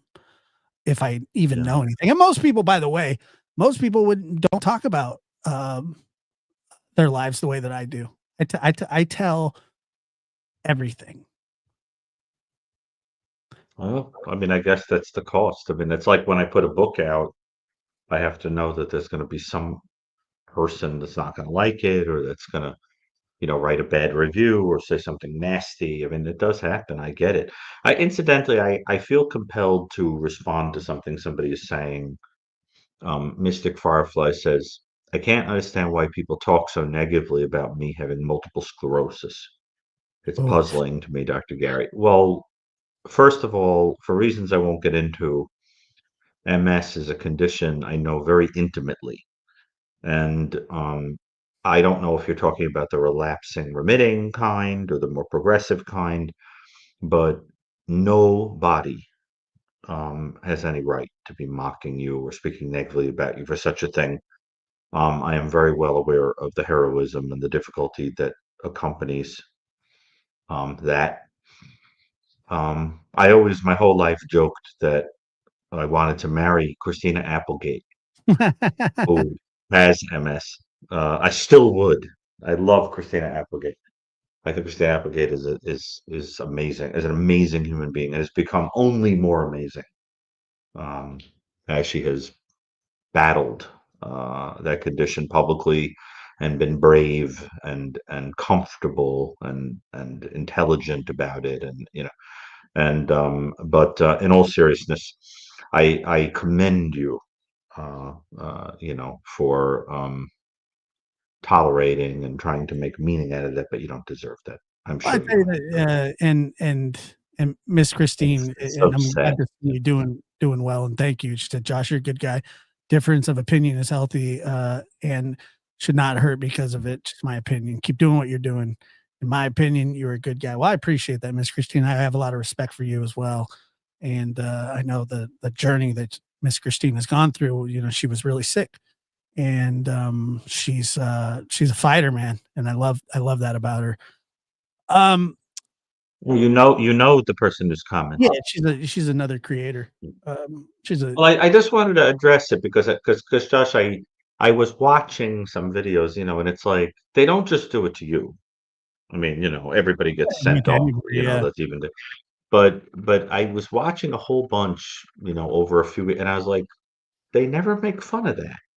No, That thing to with be his honest mom. with you, recently I was I haven't happy seen. about that. Yeah, Yeah. recently I haven't seen any of that, but I'm sure if it came down to it, it would go there. But it makes you vulnerable in a sense. It Yes and no. I think it's more freeing, honestly, to me, to just tell you, To not care what people think and I just kind mean, of be open about what am I gonna? It happened. Everybody that's in my life that surrounds me knows that it happened. It's something that's still brought up to this day. It's something that still affects my family to this day. It affects my children. It affects my grandmother. It affects my it. Right. sister. It affects everybody. It affects my aunts and uncles. My aunt had a nervous breakdown, not the one that got shot, but one of the sisters. She had a nervous breakdown. I mean, it was and like an actual nervous breakdown. So I yeah, Oh, it's to me it's more freeing, and I think that I like when I hear people share their stories, and I like to share whatever I can of mine, and right. I don't Well, mind being attacked. Doesn't bother me. I mean, because the reason it's so surprising is because those attacks include everything from like physical things to like the way you talk to your ideas to whatever, and yet that area just doesn't get to. Now, I don't know why somebody would say anything about you, but I think the point is when you're trying to pick on somebody, you're going to find something to say about them. Sure, That's what happens. But by the way, and I um, accept that. Mystic Firefly added, um, my fiance broke up with me when I was diagnosed. What does that tell you about him? Why can't I stop loving him? Boy, I mean, what is there to say about that? I mean, I'm not going to comment on a particular person. I'll simply say that if a person is going through a very hard thing, um, and somebody gives up on them, I think that tells you, that you can dodge the bullet in terms of not having a long-term relationship with somebody who can't support you at that time, and Lord knows the reasons. But the reality is, you've got to love you. If you love you, you see right away that you deserve somebody who sees you as perfect as you are and understands that those limitations have no effect on who you are as a human being and your soul. And that's very painful to me to hear that I, somebody would do such a I thing. I'll tell you this. I'll leave you guys with this. That Yeah, that's when very I heartbreaking, Joe. Ugh. well when I growing up and even kind of still, uh, and I understand why people say this, but like if I remember I was at a friend's house, and he had introduced me to his parents, and um his parents were asking me questions like, you stay with your mom and dad, or blah blah blah, and I said no, I live with my Right. grandparents. And then they're like, well, how could you like, do you mind if I ask why? And I said no, I don't mind. And so I tell them, and obviously it's kind of a shock at first when you tell that story to somebody, and he Mhm. said, look how normal you are. And I said, Mm. yeah. You go, how'd you do that? And I remember just thinking, why do I have to have a reason to be normal? I'm not that normal, but I get that it's sort of a compliment, but I I really have a lot of disdain for my father for kind of putting that stripe on my back. And but that's just something Gosh, that you mess around, Josh. You joke around, but at the end of the day, don't you think you're a pretty well-adjusted guy? sure. I mean, in a lot of ways, your attitude is very healthy, right? Because it's a kind of the attitude of like, screw it. I mean, this is who I am, and I'm not judging me, kind of a thing. And that's all that really matters. I mean, one of the things I try to model for people, even myself, and not only for patients, but for everyone on shows like this, is that I'm unabashedly comfortable to just be who I am. Like I'm not embarrassed to say to you, like, I have a nerdy thought right now. Not at all. Like I know a random fact about such and such. Like I couldn't care less about who's stuffing what ball through what hoop. Yeah. Those are things that most people are not going to say out loud, But my attitude about it is that, like, we don't celebrate diversity enough, and we're not open enough about feelings. I mean, for example, if you, Josh, let's say you were working somewhere for some company and you were having a really depressing day and you didn't want to go to work. I don't think you would call your boss up and say, I can't come in, I'm depressed. You would say, something's going on with the kids. My leg hurts. I fell down the stairs. I had a problem with the car. People lie because they don't want to admit that they just need a day off because they're sad. We live in a weird world where, like, you're not allowed to do that. You can't tell people how you feel, like, as if it's so strange. I think we need to be more honest about things like that. And I appreciate how open you are. It's very, it models for people that they don't have to be ashamed. Now, look, there are certain settings in which you want to have the judgment to not advertise certain things because it's not appropriate in that Right. setting. Like That's a ribs, judgment call. But what'd you say? like ribs in the pocket. Well, that's a whole other story. Mhm. Ribs in the pocket that's different. I mean, I'm not commenting on that one. I mean, I You're, hope flies didn't get drawn to the scene, the whole thing took but 45 seconds. well, that's not so bad. Although you did get food poisoning, but I think that there is something about that openness and honesty that is commendable because it encourages people to be more open. And I thought what Mystic Firefly shared was very beautiful. But how many of us have had experiences like that? The experience of revealing something about yourself to a person, and the person doesn't want the responsibility and gets rid of you. I mean, doesn't that kind of person remind you a little bit of, like, we were talking about, those people who just don't want to be a parent or just don't want to, they just Yeah. don't want the responsibility, whatever.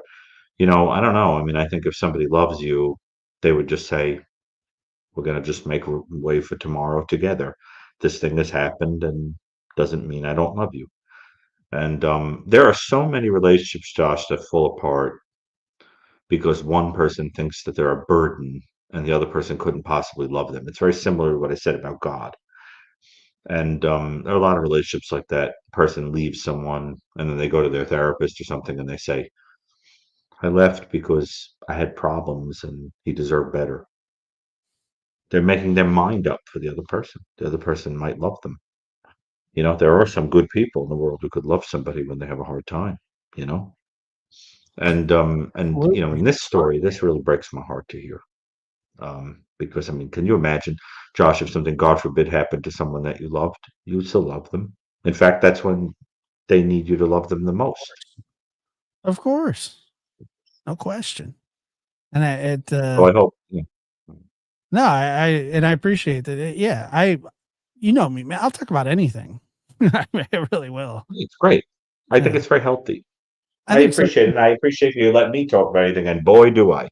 We Well, all, anyway, I don't know what Wolfie is talking about. I'm almost afraid to ask I have about this formula that you apparently have. yeah. So when I eat corn dogs, it's the ratio to ketchup to mustard. It's 86% ketchup, 14% mustard. All right. Why? Well, thank you for everybody for being here tonight, and I appreciate that. And Maybe it's, I shouldn't have encouraged you to give that much information. you said that being transparent is a good thing. So there you go. Being transparent is good. I'm only kidding. And thank you to everybody who has read The New Evil. Please don't Yes. forget to, there's a lot of people. Oh, thank you, Mystic Firefly. That's beautiful. Remember your worth. Please. In every one of you, remember your worth. You'd be surprised to get right back to the point of this whole show, you know, we talk about love going haywire and all that. Well, love can also go right. And just because you've been burned by it in the past doesn't mean you don't reach out and try again. You can't win the lotto if you don't buy any tickets. You know what I mean? You got to try again. And you know, and you don't think you can, but you have to. We're social creatures, you know. We get burned and we keep on trying. So I have no doubt, Mystic Firefly, that you'll eventually meet somebody who won't even blink twice at the idea of supporting you. And it's just a matter of time and not giving up on that. Don't you think that's true, Josh?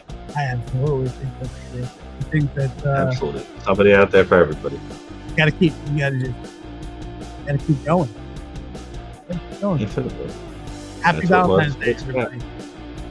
All right. Well, thank you. And please review The New Evil wherever you got it. If you got it on Amazon or BarnesandNoble.com or Goodreads, you could advertise it, or wherever. I mean, obviously, if you got it in the bookstore, you can't, but well, you might be able to anyway. But I'd appreciate it. Let's get those reviews up. They help in encouraging people to ask me to do more writing. So it really does help. But only be honest. You know, don't say glowing things if you thought it stunk on ice. Okay? All right. Well, Josh, thank you for having me. And I guess Valentine's Day is dead and gone. You'll be at a party tomorrow, so I guess you're having yours on delay. It's gonna be a fantastic time, and those ribs better watch out. I'll tell you that right now. You're going to have a good time? I'll let you know. Okay. I think so. Scared. Might, yeah. All right. You never Good. know. Keep Things can meat- go sideways. Keep all meat out of your pockets, please. No meat in your pockets. All right. Thank you very much, and bye-bye. All right, everybody. There it was. Appreciate you being here. Thank you so much. Let me see. I want to make sure I thank you guys for the. Let's see here. Good deal.